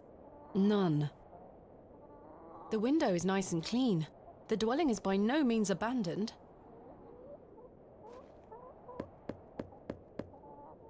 Mr. Shoulder? Is Thomasina Bateman here? I'm here in Bewley as discussed. Maybe try again. His hearing probably isn't the best at his age. Mr. Shoulder, are you home?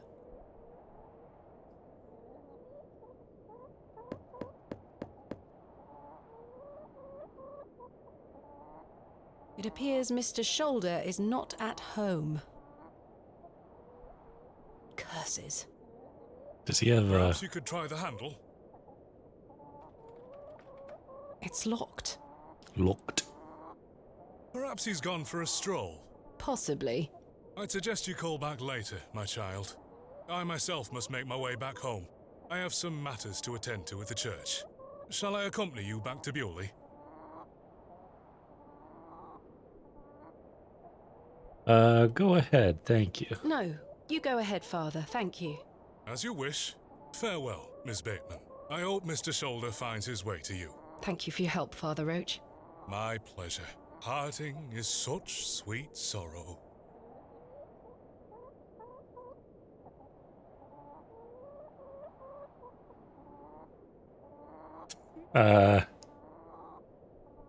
Romeo? Romeo and Juliet. Correct. Ah. That I shall say good night till it be morrow. Lord be with you. Well, Mr. Shoulder, you've brought me to Bewley, and now you're nowhere to be found. He's got... Oh, it's a moon. A carved stone has been affixed to the door. I think it depicts a crescent moon. A carved stone,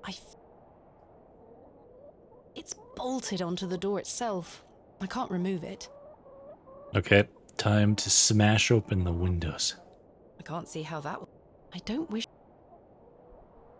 Can I go around or anything? Just wanted to make sure I didn't miss anything. N. A sweet little...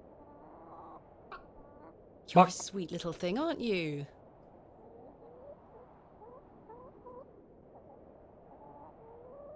He looks... You're a sweet little thing, aren't you? Just gotta hug these chickens before we go on our way. As I trudged back to Bewley across those cold moors, I made a new resolution. I would find Hobbs Barrow myself, with or without Mr. Shoulder.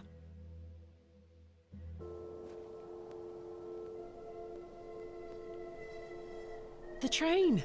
That must be Kenneth. Oh, I should go and meet him at the station. I nearly forgot about Kenneth. Okay, so we can teleport out there if we have to.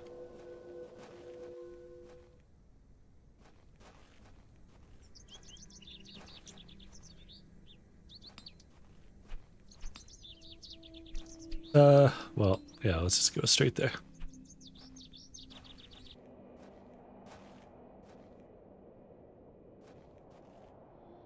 Where is Kenneth?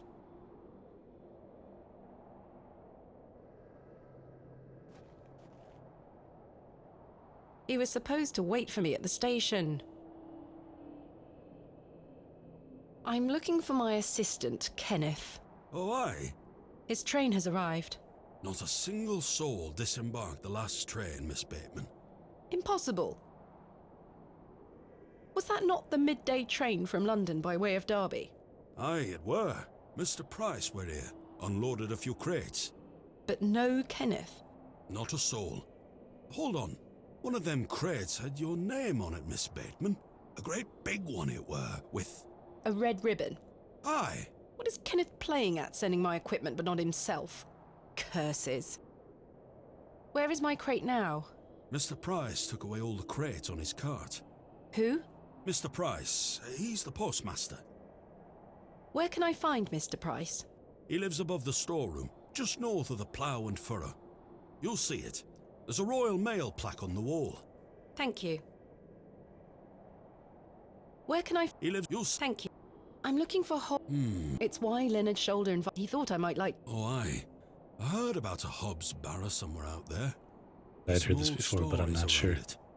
What stories? I can't remember.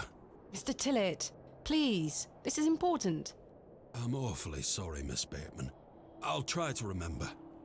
If he invited you here, then I'm sure Mr. Shoulder will tell you all about it. That's if I ever get to meet him. I'm sure you will. I found Mr. Shoulder's house, but he wasn't home. Don't worry. You'll find him. Farewell for now. Ta-ra!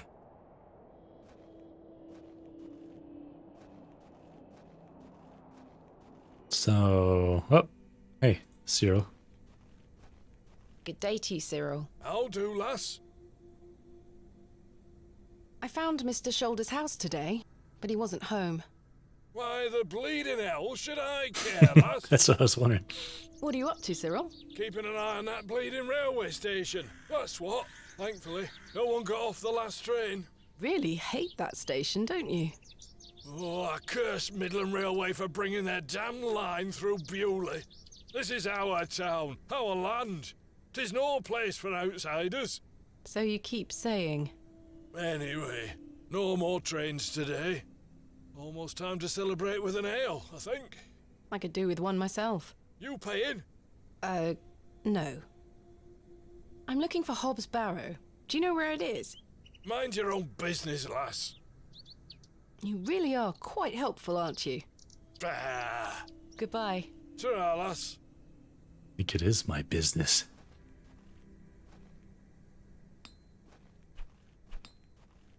This place? The sign is in a shabby state. Or this place? A small plaque beside the door reads Vicarage. So not this place.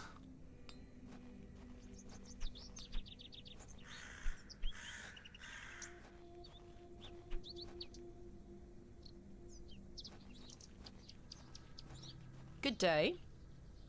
Are you sure you don't know anything about Hobbs Barrow? I would very much like to find it. No. Goodbye. No?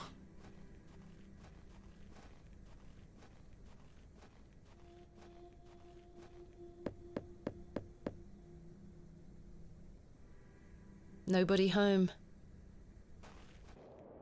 The road disappears over the horizon. I see nothing but moorland.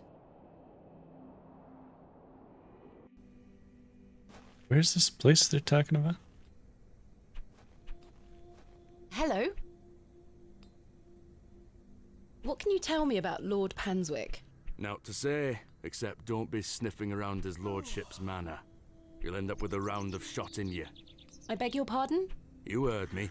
Just mind your own business around here. I really must find Hobbs Barrow. What did I tell you last time? Naught to be found digging around in those things. Goodbye. Ta-ra.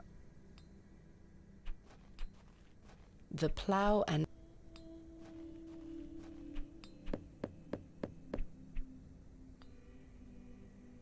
I don't think anyone is home.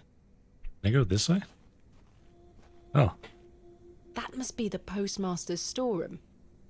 He looks a little chirpier than your average Bewley resident. Hello, Good day. I haven't seen you in Bewley before. I'm just visiting. Lovely. It's nice to see a new face. We don't get many visitors. My name's Henry. Henry Long. Nice to meet you, Henry. Thomasina Bateman. Wonderful. What a treat. You seem in a good mood, Mr. Long. It's just lovely to see a new face. Where are you from, Miss Bateman? Originally a small town on the outskirts of Derby, Mr. Long, though I currently reside in London. London? I've never met anyone from London. How very exciting. Have you lived there a long time? It's been quite a few years now, yes. I've heard that the air there is so heavy with smoke, it makes it hard to breathe. Is that true? Some days. Oh, you must miss the fresh northern air. Well, you've got that in Bewley. No factories out here. Such things are a blight on his creation. I were born in this very home I stand in front of. Bewley is in my blood. Why would I ever want to leave? Especially now I can meet new folk thanks to the railway line. what's the master? I'm looking for Mr. Price, the postmaster. Oh, Mr. Price, my lovely neighbour. I'm afraid you've just missed him. Curses.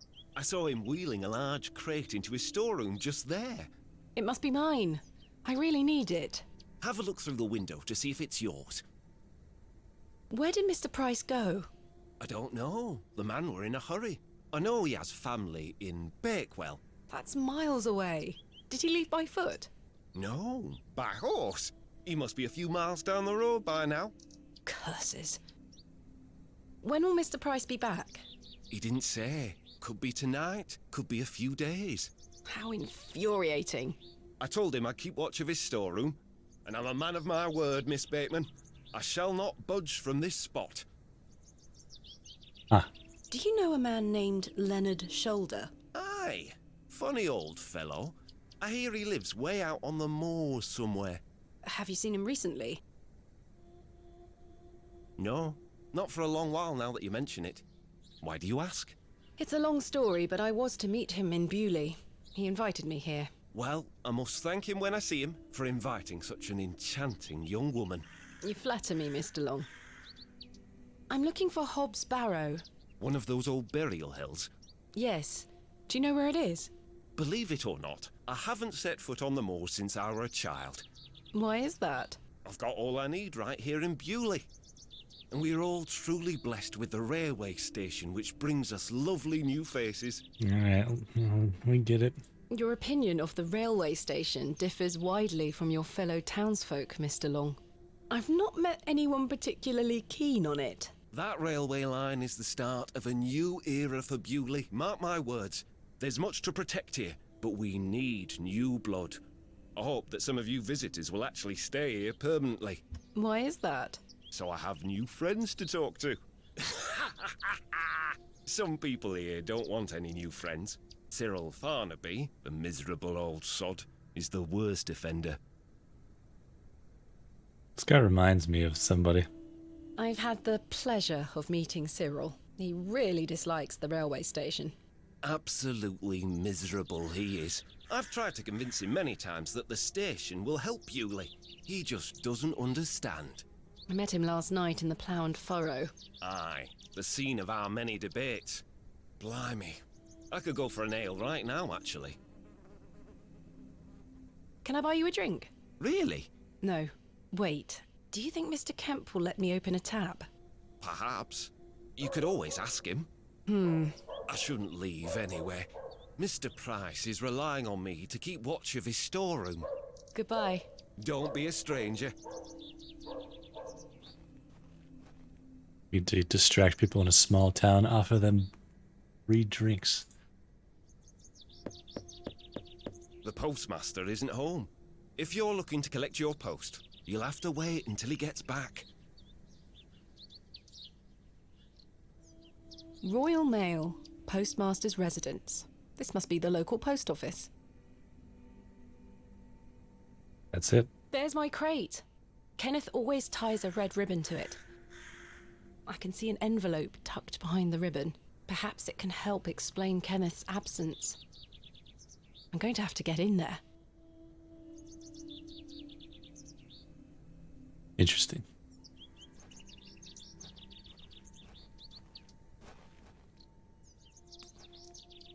Hello? Yes?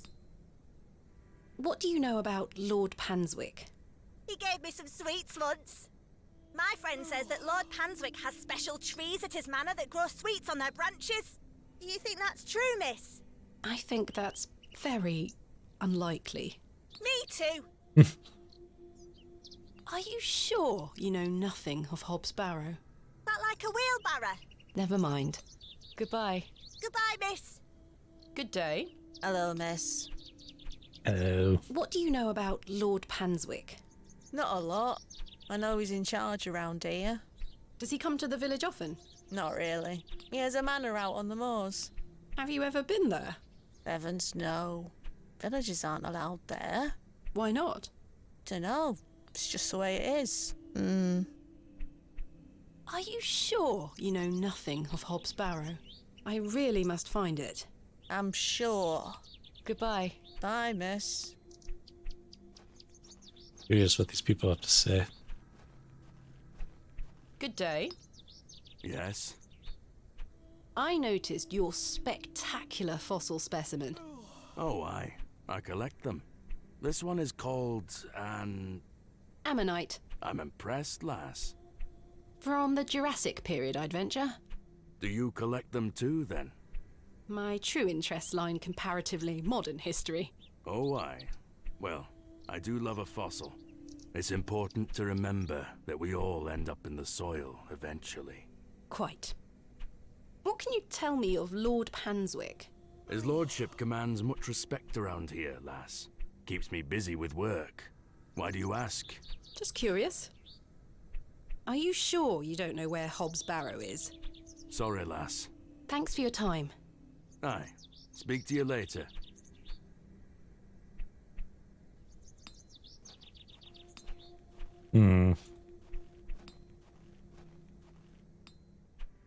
Guess let's go in and see if we can find a solution to our money. This guy. A fine example. Good day, sir. Has not moved.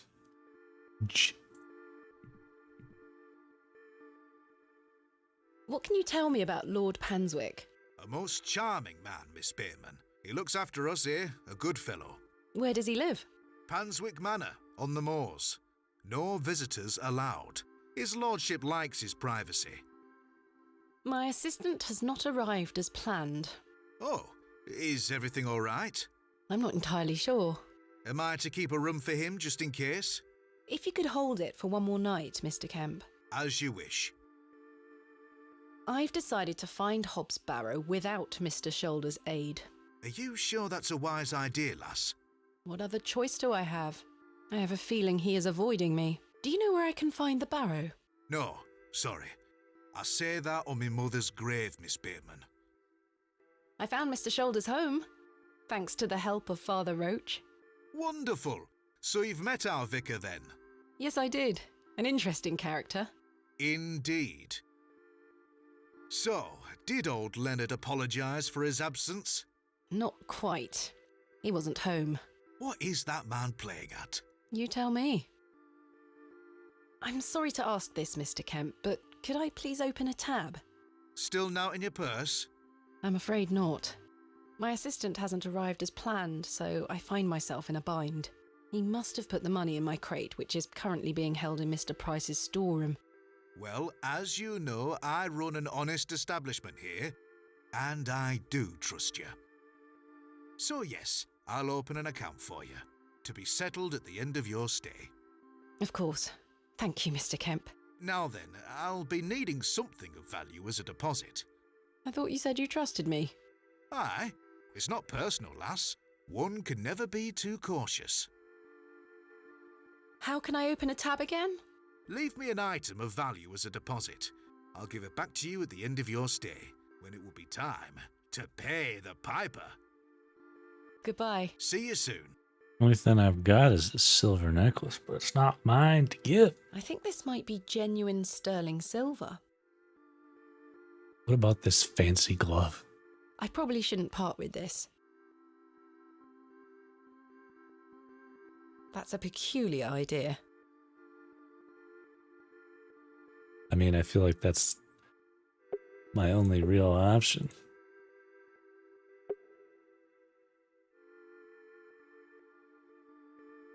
I'm not sure they would be interested.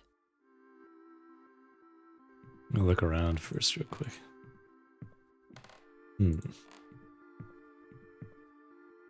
Will you accept this silver cross pendant as a deposit? Can I take a closer look at it?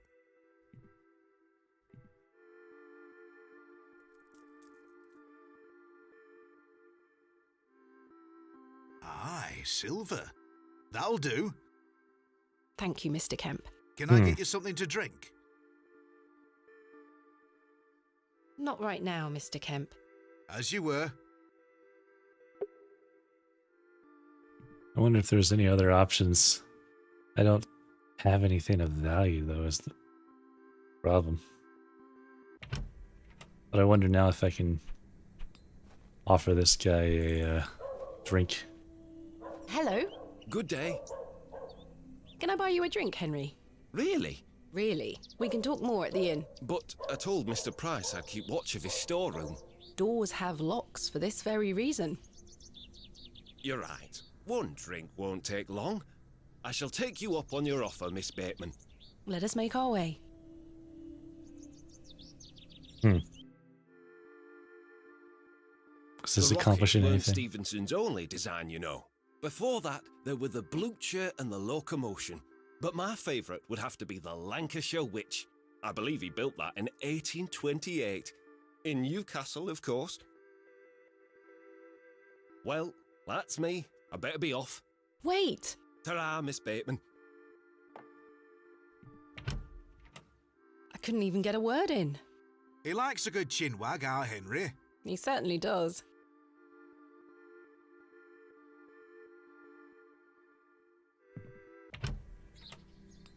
What was the... No real point to that. Unless someone else is supposed to break in while Oi, while keep he's away distracted. From him, I promise, Mr. Huh.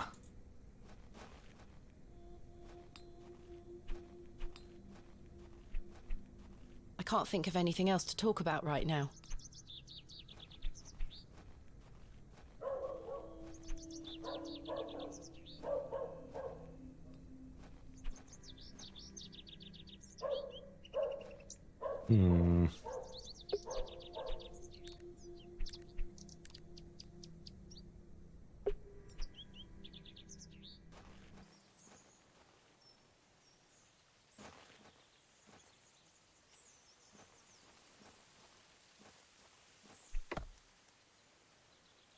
Do you know where I can find a place called Hobbs Barrow?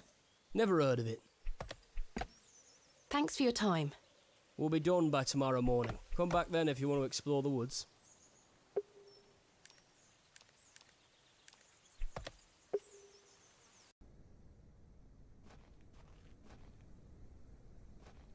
Let's go talk to her. Good day. Father Roach asked me not to discuss that with Mrs. de Plancy.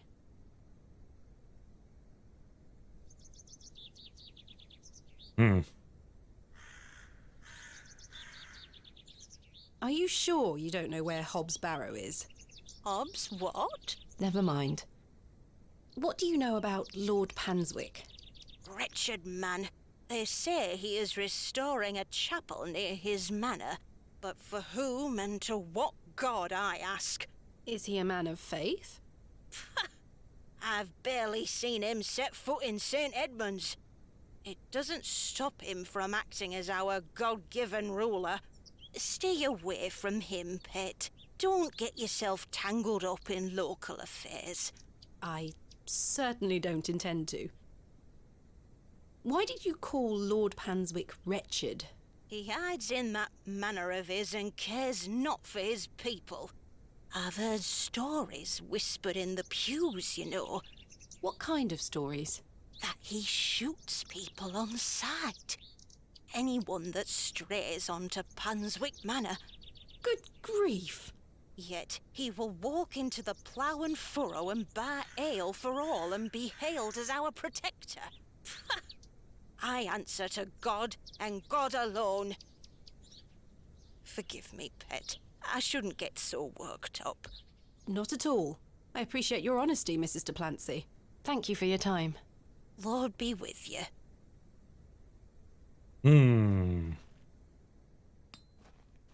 I have nothing else to...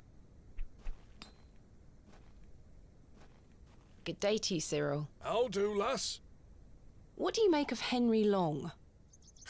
An idiot who thinks that station's a good idea. Can you imagine? Strangers pouring into Bewley. Turns the stomach, that does. Maybe he has a point. You could travel. Bah! You're an outsider. I'd expect you to have such a bad opinion. But Henry, he's a Bewley lad. We've had the odd Barney or two in the pub over it all. I can imagine. Can I buy you a drink, Cyril? Now? Yes. Go on then, lass. Follow me. Interesting. I'm gonna have quite the debt. So then he turns around and says, "Why is a dog like a tree?" And I says, "I don't know." And he says, "Because they both lose their bark once they're dead." Very droll, Cyril. Well, it's been a pleasure, but I must be off. Aye, lass. Ta for the drink. You're not too bad for an outsider. Cyril seems gruff and unwelcoming, but I sense he may be a kind man under this facade. Thanks again for the ale, lass. Now leave me be.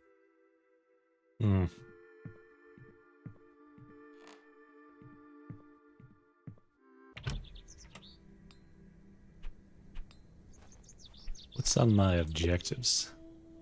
Explore. How can I get in there without drawing too much attention? I can't think of...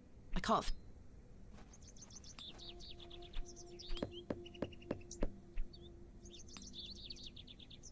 I was gonna go in the church as well.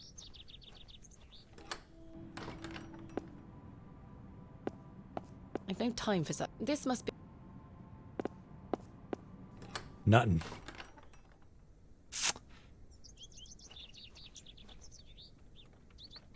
It's locked.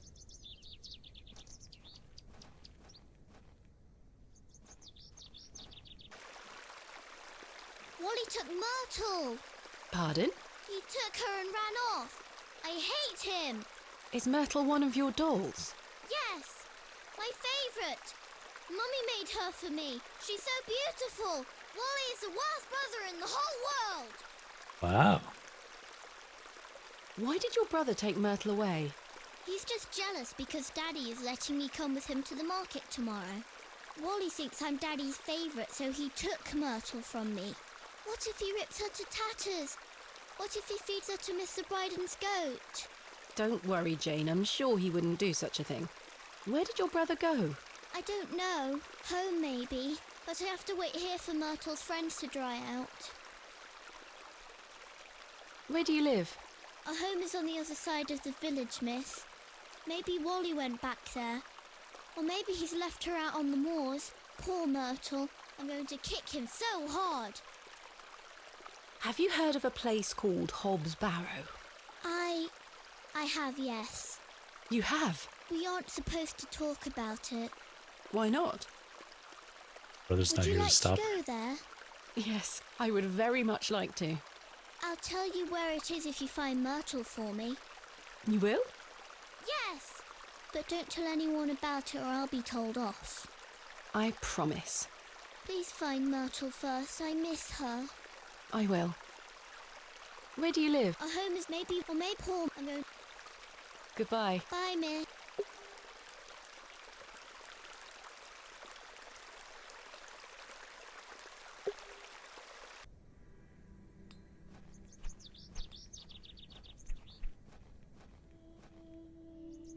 Wally. Good day. Jane tells me you've taken Myrtle away. And what if I did? That's a bit mean, don't you think? She kicked me! Look at this bruise on my leg! That does look quite bad. Why did she kick you? Because she's a little goblin. You don't know what she can be like. Besides, Myrtle is gone now. I've given her to the fair folk. That'll teach her. Who are the fair folk? The little people of the moors. I gave Myrtle to them. Little people? You don't mean fairies, do you? We call them fair folk round here. Wally, there is no such thing as fairies. It's two, and I gave them a doll. Where can I find these fair folk? Follow the tinkle of their tiny bells. I hear them when the wind dies. They dance around their little house. But where is this little house? Just listen for the bells, you'll find it. We saw it already, I think. Don't think about bringing that doll back. That'll just bring bad luck for all of us. Goodbye. Where was that at? This is here.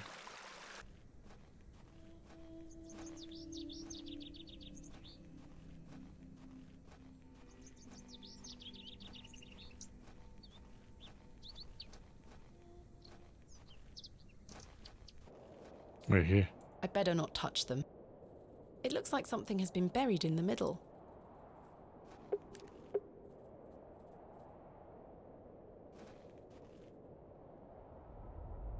Well, now I've done it. Cursed forever. Thomasina, please stop leaving your toys lying about the place. What happened the last time you left your dolly under the tree? A fox ate it, madame. Yes, it did. Fetch it now, won't you? Then I'll fix your supper. Yes, madame. Oh, and may we last again. Mr. Bowles looks cross. Ross. What's for supper, madame? It'll be nothing but a glass of water and a worm if you don't fetch your dolly right this instant. It's the gateway to the fairy kingdom. Hello, fairies. Hello. There you are, Josephine. I won't let the foxes eat you. Who's this guy? Who's that you have there, little bird? Josephine. She introduced me to the fairies. Oh, fairies, you say? Yes, Daddy. Do you believe in fairies? Of course. Do you see those mushrooms over there? Yes. That's the gateway to their kingdom. That's where Josephine and I go to talk to the fairies. Now, listen to me, Thomasina. Yes? You're old enough now to hear this. There's no such thing as fairies or talking dolls, my little bird. What do you mean? I'm sorry, my dear child. I do not wish to upset you. I just want to make sure that you understand the difference between fantasy and reality. Josephine is just a doll, and fairies do not exist. But, Daddy... Science is the great antidote to the poison of enthusiasm and superstition. Please always remember that. If you hear anything about fairies or the like again, know that it's hogwash. What is it? Hogwash. Hogwash. Did Wally bury the doll, I wonder?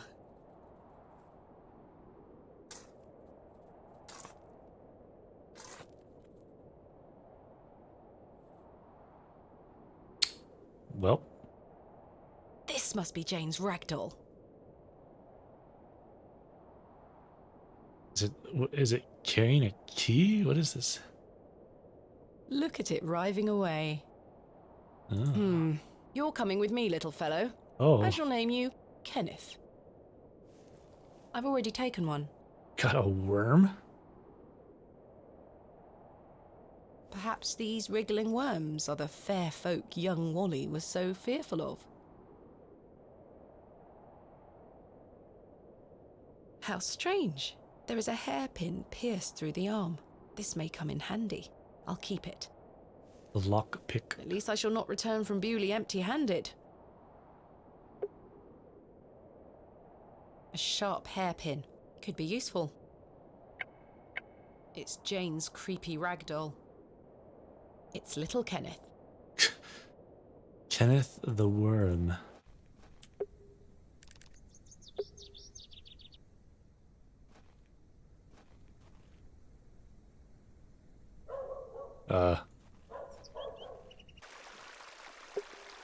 Oops. I present to you Myrtle. Myrtle! I missed you so much. Now, I believe we had a deal. Hide and seek. Huh? Come back! It's in moments like these I thank myself for not having children.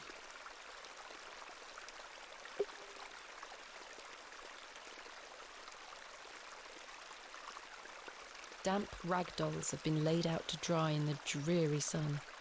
And even take them with her.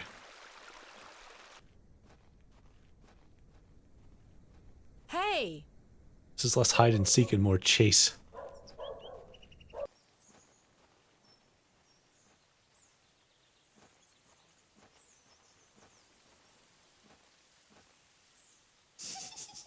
Oh my god.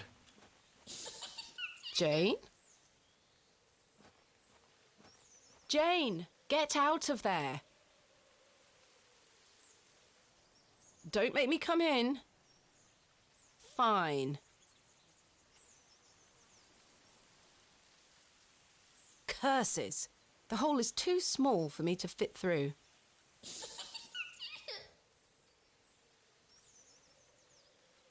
Send a worm in after you. Kenneth will take you on. I was always happiest with a trowel in my hand. Uncovering hidden worlds within the earth itself, clod by clod. That should do it. Boy. Jane!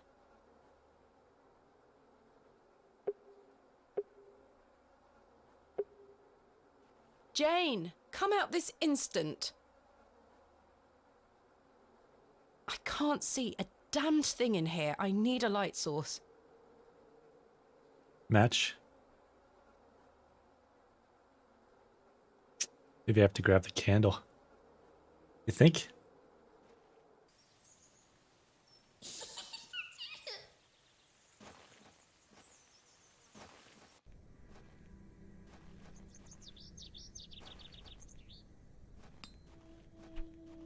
I have nothing else.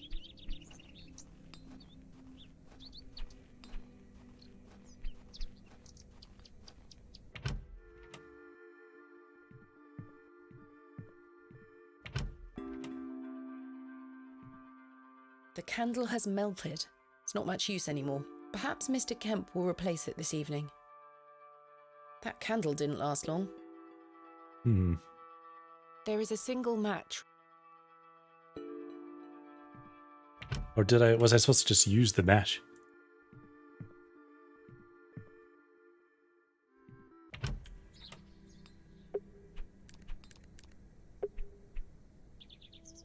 Didn't seem like I could use it on anything though, but maybe I failed. Jane! Matchbox on darkness. Okay. Well, that didn't work. Curses. The useless thing blew out.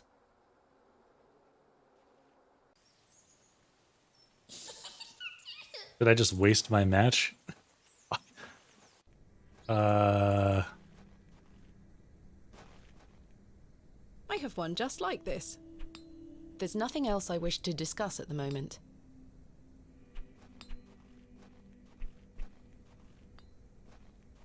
Maybe... Hello? Good day. Oh, I bet I know what I gotta do. Because Cyril's in the tavern right now. They'll both be in there and start arguing with each other, Can I buy you another drink? perhaps. I suppose one more ale won't hurt. I shall take you up on your offer, Miss Bateman. Let us make our way. And then I'll be able to pick the lock on the door and get my lantern. To think, if that station hadn't been built, we would never have met. Blessed be the Midland Railway. Idiot! That station is the worst decision this village has ever made! Cyril Farnaby, a miserable man with miserable ideas. I will change your mind even if it kills me.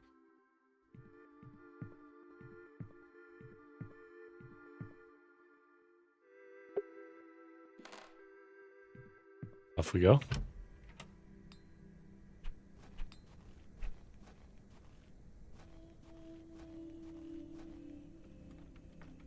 Locked. I need to get inside without attracting too much attention. Kenneth taught me this useful trick. A hairpin is much more than a hair accessory. A few wiggles and this lock should spring right open.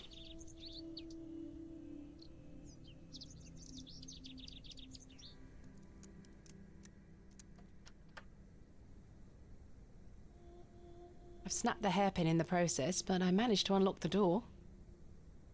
Wonderful. Let's open this envelope. There's a note inside. Miss Bateman, I beg for your forgiveness. A matter of grave urgency has arisen in London, and I cannot join you in Bewley. I packed your usual equipment and pray you will find local assistance in my absence. I look forward to seeing you upon your return. Yours faithfully, Kenneth Murdoch. How very frustrating. I wonder what happened. I'd better get this to the alley before Mr. Long comes back. Moving a fully laden crate through the village square was no easy task. Somehow, no one was there to witness it. But I didn't give up, because I never give up, do I, Mother? I am as stubborn as my father, as you liked to remind me.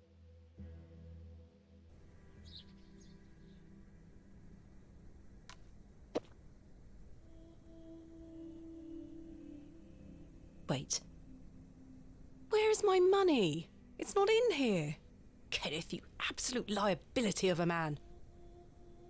It looks like everything else is in here. Picks, specimen trays, shovels. Oh, my chisel, I'll take that. Ah, my lantern. It feels light. There mustn't be any oil inside. I'll leave the rest in the crate. Stanley assured me things would be safe here. No money and no assistant. This is most inconvenient. Still, I've been in worse situations. I've got a tab at the inn for now. I'll worry about money later. I must find that Barrow and get on with the excavation. I suspect the Barrow... I have nothing else. Do you think the blacksmith, seeing as he has a similar lantern? Good day. Yes? I was wondering if you might be able to spare some lantern oil. I don't have much to spare, lass. Paraffin is as rare as hen's teeth in these parts. How much coin do you have? None, I'm afraid. If you're in a bind, I can trade you a small amount. A trade, you say? Aye. What can I trade you for some lantern oil? Surprise me. What can I... Thanks for... Aye. Ah. Do you want a worm? I don't think Mr. Crozier would be interested in trading his paraffin for this.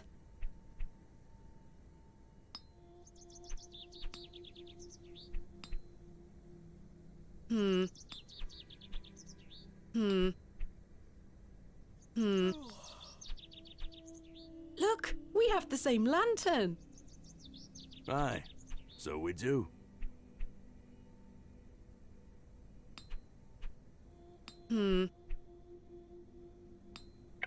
So I don't have anything that he would want. If only I could buy one of those little cakes. I can't think of anything else to talk about right now. What could I do? Something to trade. I can't think of any. I can't think. I have nothing.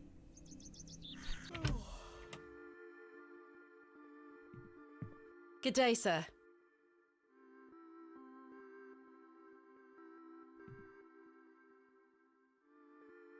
Henry Long can talk, can't he? He's a colourful character.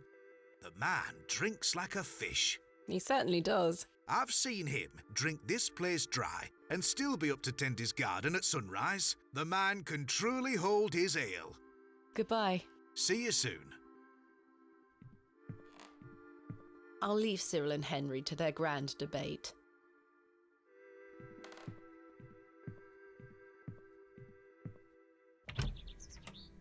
Guess we'll just go around talking to people, see what we can muster up.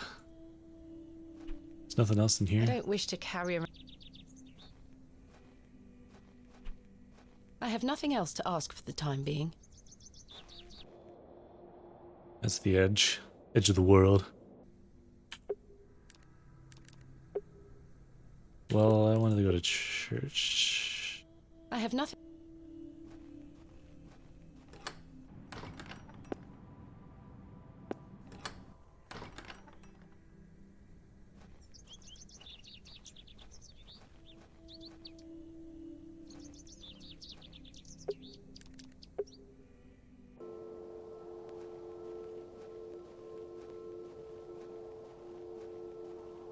What a peculiar name, the Devil's Toe. I can't quite see the resemblance myself. The Devil's Toe, a local landmark. Do you think I could chip off the that ammonite for him? And in turn piss off the gods, the old ones?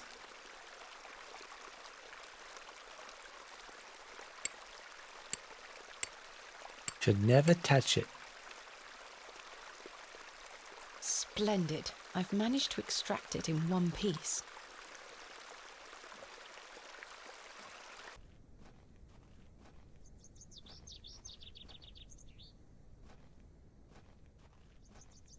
Any other blasphemous things we can do?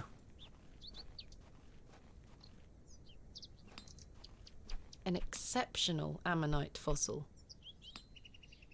Would you trade some of your paraffin for this fossilized ammonite, Mr. Crozier? Now then, 'tis a beauty that. It looks familiar. I'll take it off your hands. Wonderful. Let me fetch some paraffin from inside.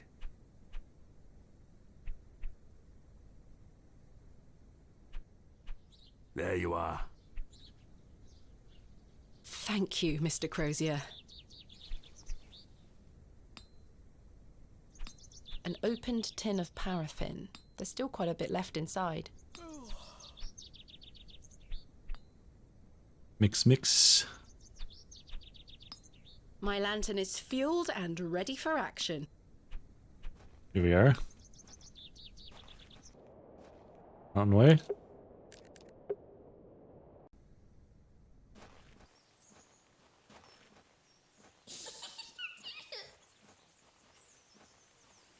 Right, let's put this lantern to good use.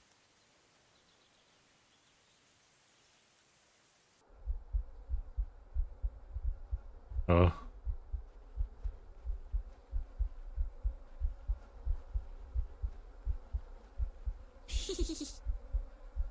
Jane, come out at once.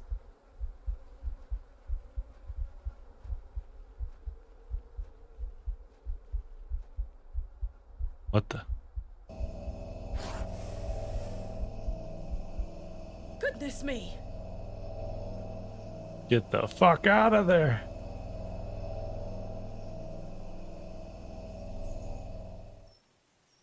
Jane! Silly. What are you doing in that smelly old badger's hole? You were in there. No, I weren't. Yes, you were.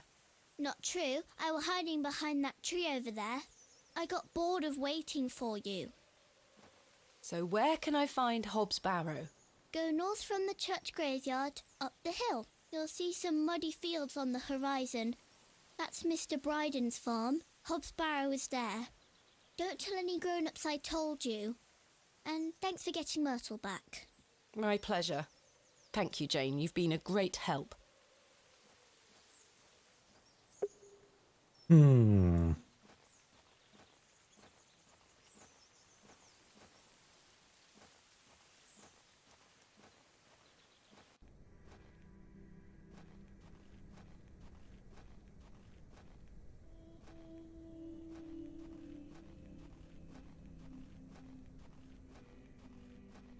North of the church.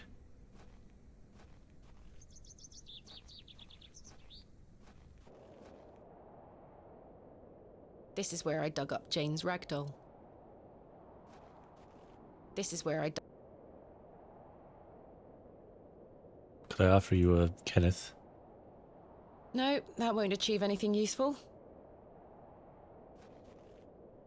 I think the chickens would eat a worm. As I trudged through the barren moors, with only the odd sheep for company, I reflected upon my visit to Bewley thus far. The enigmatic Mr. Shoulder and his puzzling disappearance. The townsfolk of Bewley, who had made it as difficult as they could for me to find Hobbs Barrow.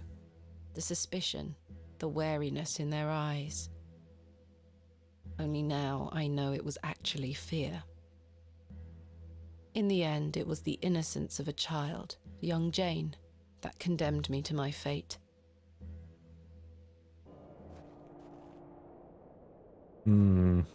I've no desire to wander the furrows.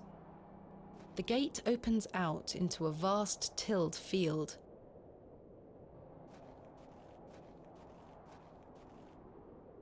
The entrance to the farmhouse.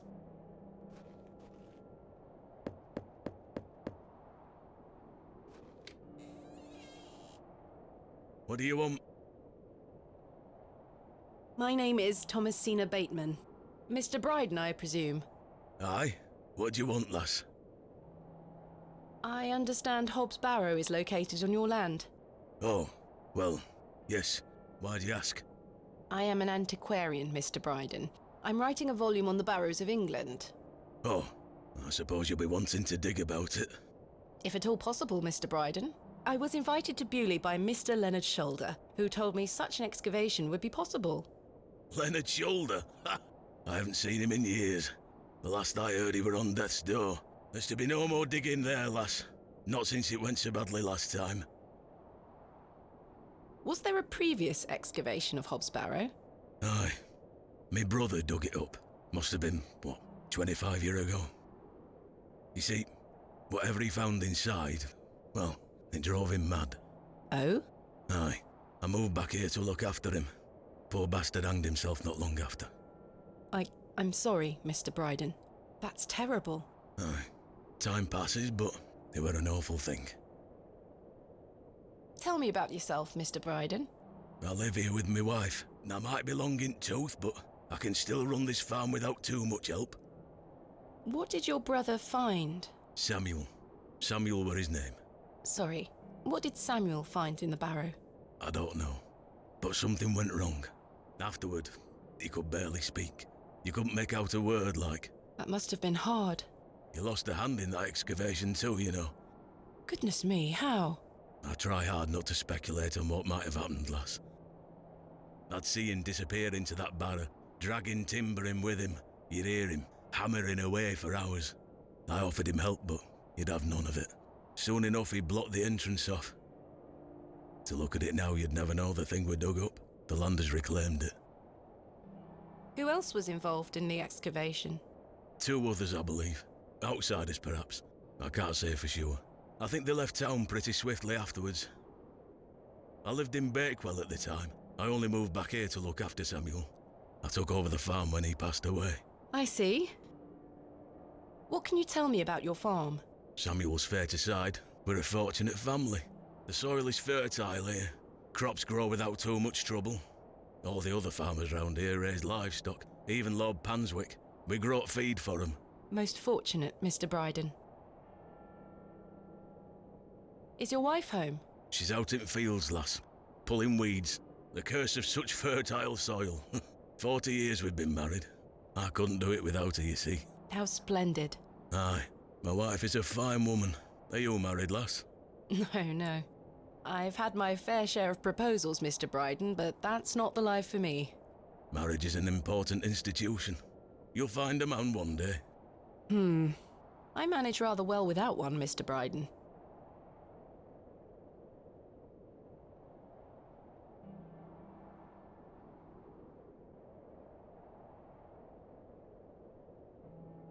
You haven't seen Mr. Shoulder for some time? I hear about him now and then, but it must be a good few years since I set eyes on him. He hasn't been here to visit Hobbs Barrow? Not to my knowledge. I heard he's beset by ailments. Don't leave his home often. How odd. I assumed he'd spoken to you about my visit. Not at all. What can you tell me of Lord Panswick? He keeps us going. Most of our crops go to feed his animals. What is he like? Oh, I've hardly laid eyes on him. He sends his workers here to pick up the crops. I see. Old shoulder. You say Mr. Shoulder is at death's door. What exactly ails him? I'm unsure. It's just what I've heard. I wouldn't want to speculate on matters that are not my business. Mr. Bryden, may I please have your permission to excavate Hobbs Barrow? No. Have you not been listening, lass? Samuel found something in there that's best left to rot. No digging here, lass.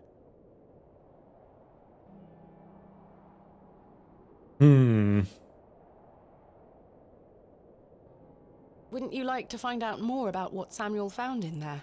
Perhaps. But Samuel boarded up that barrow for a reason. You don't want to tempt the same fate, lass. Perhaps I can at least see Hobbs Barrow. I suppose you've come a long way to be here, lass. All the way from London, Mr. Bryden. Have you any proof of all you've told me? You wish to see proof of what, Mr. Bryden? I can't let any Tom, Dick or Harry wander around me fields. What proof have you of your claims? You wish to see proof of what, Mr. I can't. What proof? Thanks for your time. Ta-ra now. Proof of my claims. Letters? Here is proof that Mr. Shoulder invited me to Bewley in order to excavate Hobbs Barrow. Leonard making bold promises, I see. Don't make me regret this, but yes, you can have a look at it. Thank you. Any road. Once you've set your eyes on it, you won't be wanting to outdo with it. The place gives one a queer feeling. So where can I find it? Through that gate to your left. Just head straight across the top to the field there. After 10 minutes or so, you'll see Barrow, set on a hill ahead.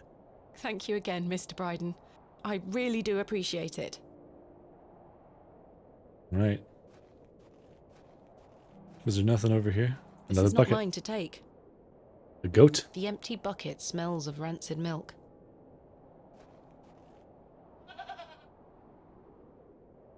Easy, girl.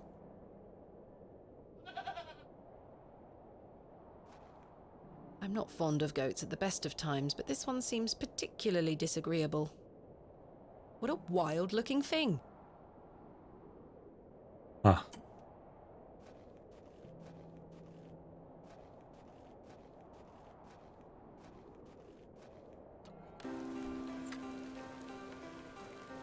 Here we go.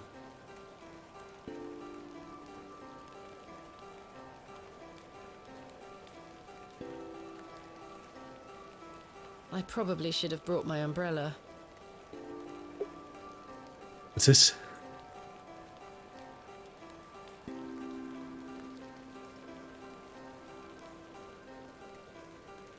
AR. I haven't a clue what that could be referring to. Someone has carved the letters AR into the stone.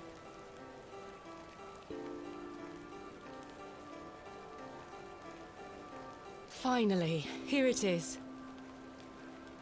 Hobbs Barrow.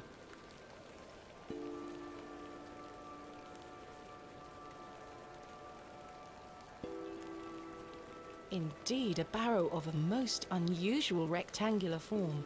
I've not seen something like this since West Kennet Long Barrow. Yes, this shall make a fine entry for my book. What secrets do you conceal, I wonder?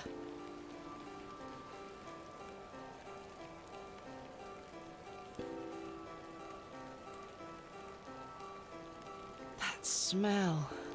Earthy and sweet. Oh. 3, 2, 1. You can open your eyes now, Thomasina. Come.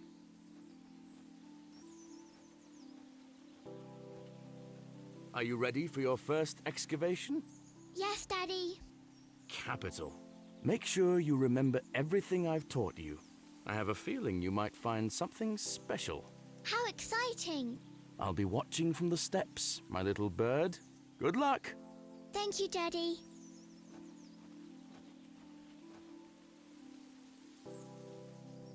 Dirt. Now I'm ready.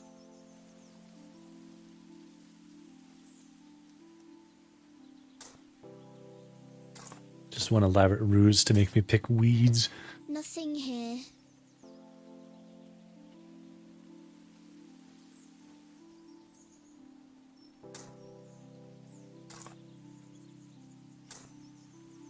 No treasures here. What is this?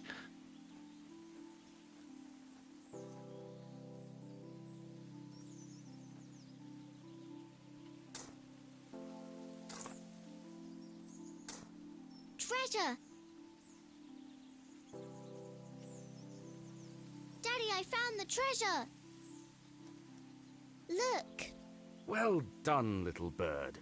Your first successful excavation. That urn you're holding is very old and precious. Take good care of it, all right? I will, Daddy. I promise.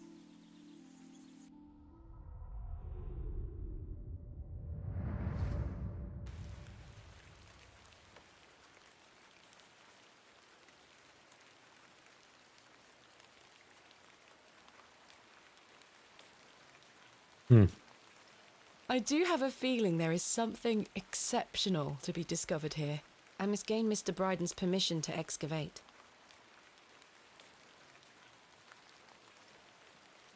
There it is. AR. Someone has carved the letters AR into the stone. Wonder what that is.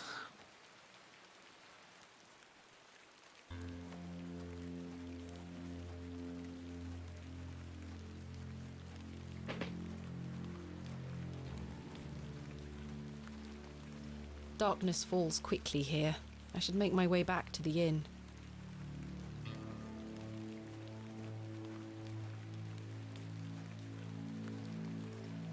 Goat just sitting out here. Huh. The entrance to the farmhouse. I shouldn't disturb him at this late hour.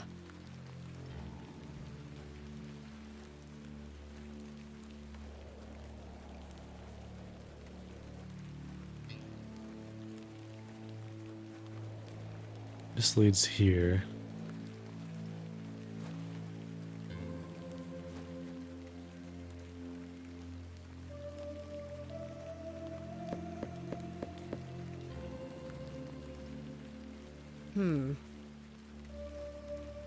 No one home.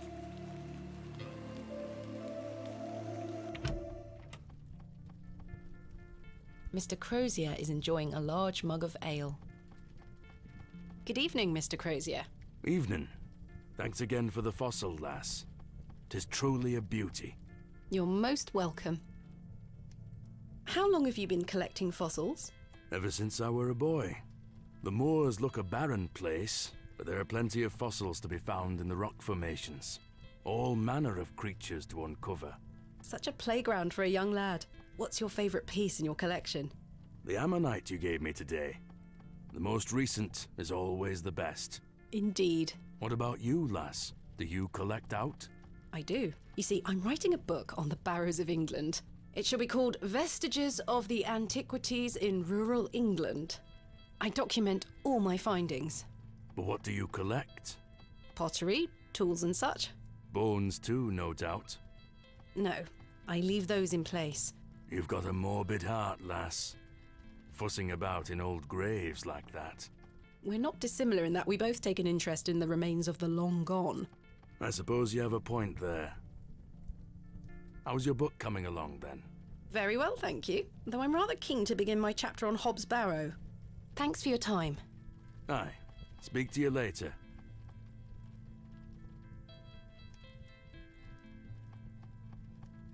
Okay. Good evening, gentlemen. What are you gonna do about him? If he thinks he can take her away from here, he's got another thing coming. I am gonna knock his bloody block off. In fact, I can think of a better punishment. Oi, what do you want, lady? Piss off. You heard the man. Charming. Alrighty. Who's this? He's engaged in a bout of pinfinger. Such a brutal hobby. Good evening, sir. I'll leave you to it. Is this the cat Herbert? It's Herbert, the local stray. I don't wish to wake him up. Cyril seems gruff and unwell. Hello again, Cyril. You're still here? Did Mr. Long convince you of the virtues of Bewley Station? What the hell do you think? Now bugger off and leave me to me drink. He seems even more wound up than usual.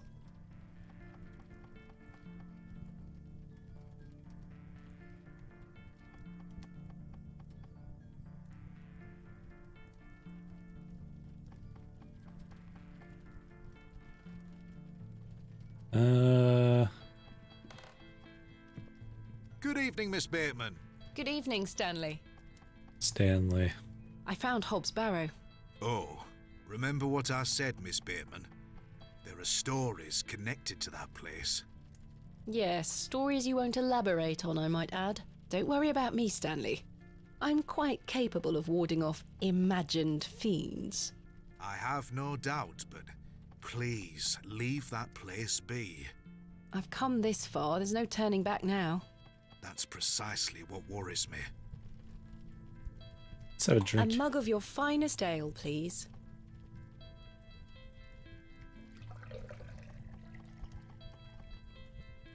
There we are.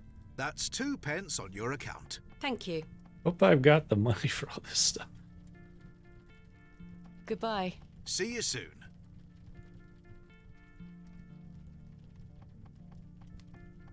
Let's go to bed. Time for bed. Tomorrow I shall convince Mr. Bryden to allow me to begin my excavation. Miss Bateman, Yes. how are you? Tired. Gonna buy you a drink?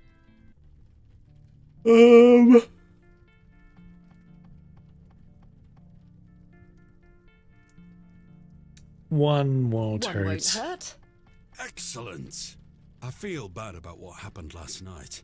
I'm sorry I can't remember it. That's all right, Mr. Tillett. Alcohol can do all sorts of damage to one's memory. I was thinking that maybe if we had another drink tonight, I might remember what happened. I'm not sure that's logical. But worth trying? I don't need any further convincing. Take your seat, Miss Bateman. I shall return with the goods.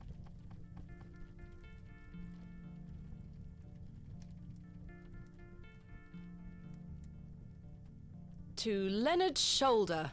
Wherever he may be. I've been meaning to ask you something. Yes? Why did Leonard Shoulder ask you to dig up Hobbs Barrow? Despite his disappearing act the previous evening, not to mention his questionable sobriety, I decided Mr. Tillett was to be my ally.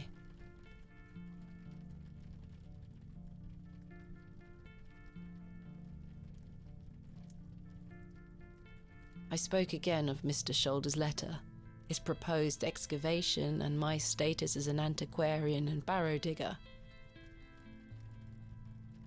He was fascinated and quite excited at the prospect of meeting the soon-to-be author of a real-life book. You must find all manner of riches on your digs. Barrow digging is not all success, Mr. Tillett. Often I'll come across the likeliest of sites steeped in promise. We set to work with shovel and pick and all the other barrow opening paraphernalia you can imagine. Every stone carefully taken down, every shovel full of earth put dutifully through the sieve, and we find nothing. Or you may find a miserable remnant of animal bone or a shard of pottery hardly to be recognised from the peat in which it decayed. Sometimes it's as if some Neolithic humorist prepared an elaborate practical joke for your special benefit. It still sounds much more exciting than spending your days sitting in England's most remote railway station. Are you all right, Mr. Tillett? I've had another argument with Agnes. Your wife? Aye. She didn't want me coming to the plough tonight. Truth is, I've been drinking my life away since my mother passed. Oh, that's terrible. I'm sorry for your loss. You're kind, Miss Bateman. Thank you. It's been a year since the old girl left us. She had a horrible end, wasting away, day by day. Consumption got her. She was naught but bones by the end. I can't get the image out of my mind. She were everything to me. I'm so sorry. I apologise for going on, Miss Bateman. It's not appropriate. Don't worry, Mr. Tillett. I appreciate your openness. Used to love going for walks out in the moor, my mother and I, ever since I were a little one. She'd get a tear in her eye as she looked out upon it. She loved this land. I asked Mr. Crozier to build a bench, which we've erected at a favourite lookout spot on the moors. Margaret's Lookout, we called it. Aye. That's a beautiful tribute. Aye. If you take a seat there, do keep her in your thoughts, won't you? Of course, Mr. Tillett. I can relate in some manner. My father had an accident when I was very young. He's still alive, but he can neither move nor speak. He spends his entire life bedbound and incapable of communicating or looking after himself in any way. How dreadful. He was a barrow digger himself, an antiquarian of some renown. He taught me so much, even though I was so young. I think writing this book is my way of carrying on his work. It helps me reclaim those earlier memories of him, and I visit him often to tell him all about my excavations. Can he hear you? I've no idea. The doctors aren't sure. I'd do anything to make him better, Mr. Tillett. I'd do anything to bring him back to the man he was. I am in a state of suspended mourning for a man caught between life and death. Dreadful. Just dreadful. We all have our weaknesses. Mine just happens to be my father. And what of your mother? A cold woman. We haven't talked in quite some time. I think she blamed me for my father's accident somehow. You were but a child. Indeed. She thus saw it fit that a governess should raise me as she spent her life grieving for my father. Well then, I propose a toast. A toast to what? A shared sense of loss. I'll toast to that, Arthur. Now then, enough of this wallowing. Let us be merry. Another round. I really shouldn't. But I did. And another after that. And another. The frustrations of my visit to Bewley slipped away with each swill of Stanley's finest ale. We had great fun that night, Mr. Tillett and I. I treasure the memory. Go on then. Let's hear those pipes. Mustn't. Sing the song. You're incorrigible. Please. You'll make a sad man happy. Oh, all right then.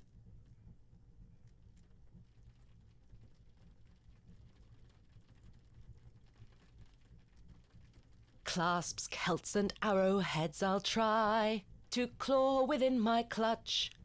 And if a shield I should espy, I'll vow there ne'er was such. With popish tricks and relics rare, the priests their flocks do gull. In casting out the earth, take care. Huzzah! I've found a skull.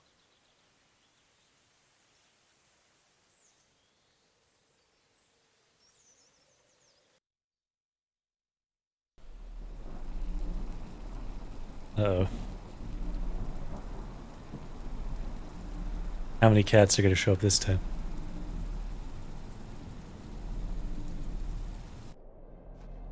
Oh. Oh.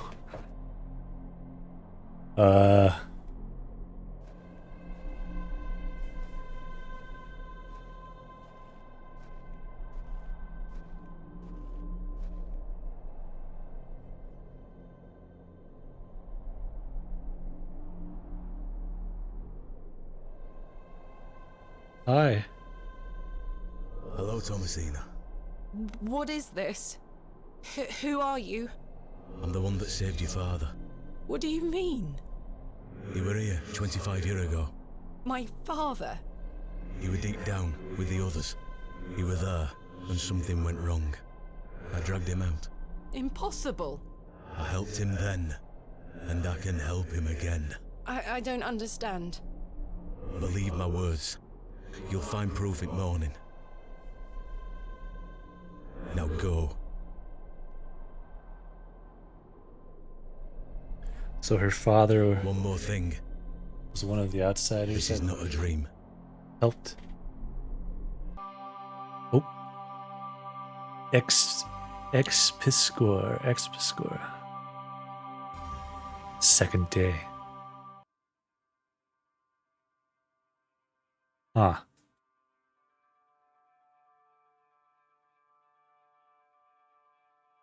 Goodness, that was a terrible sleep.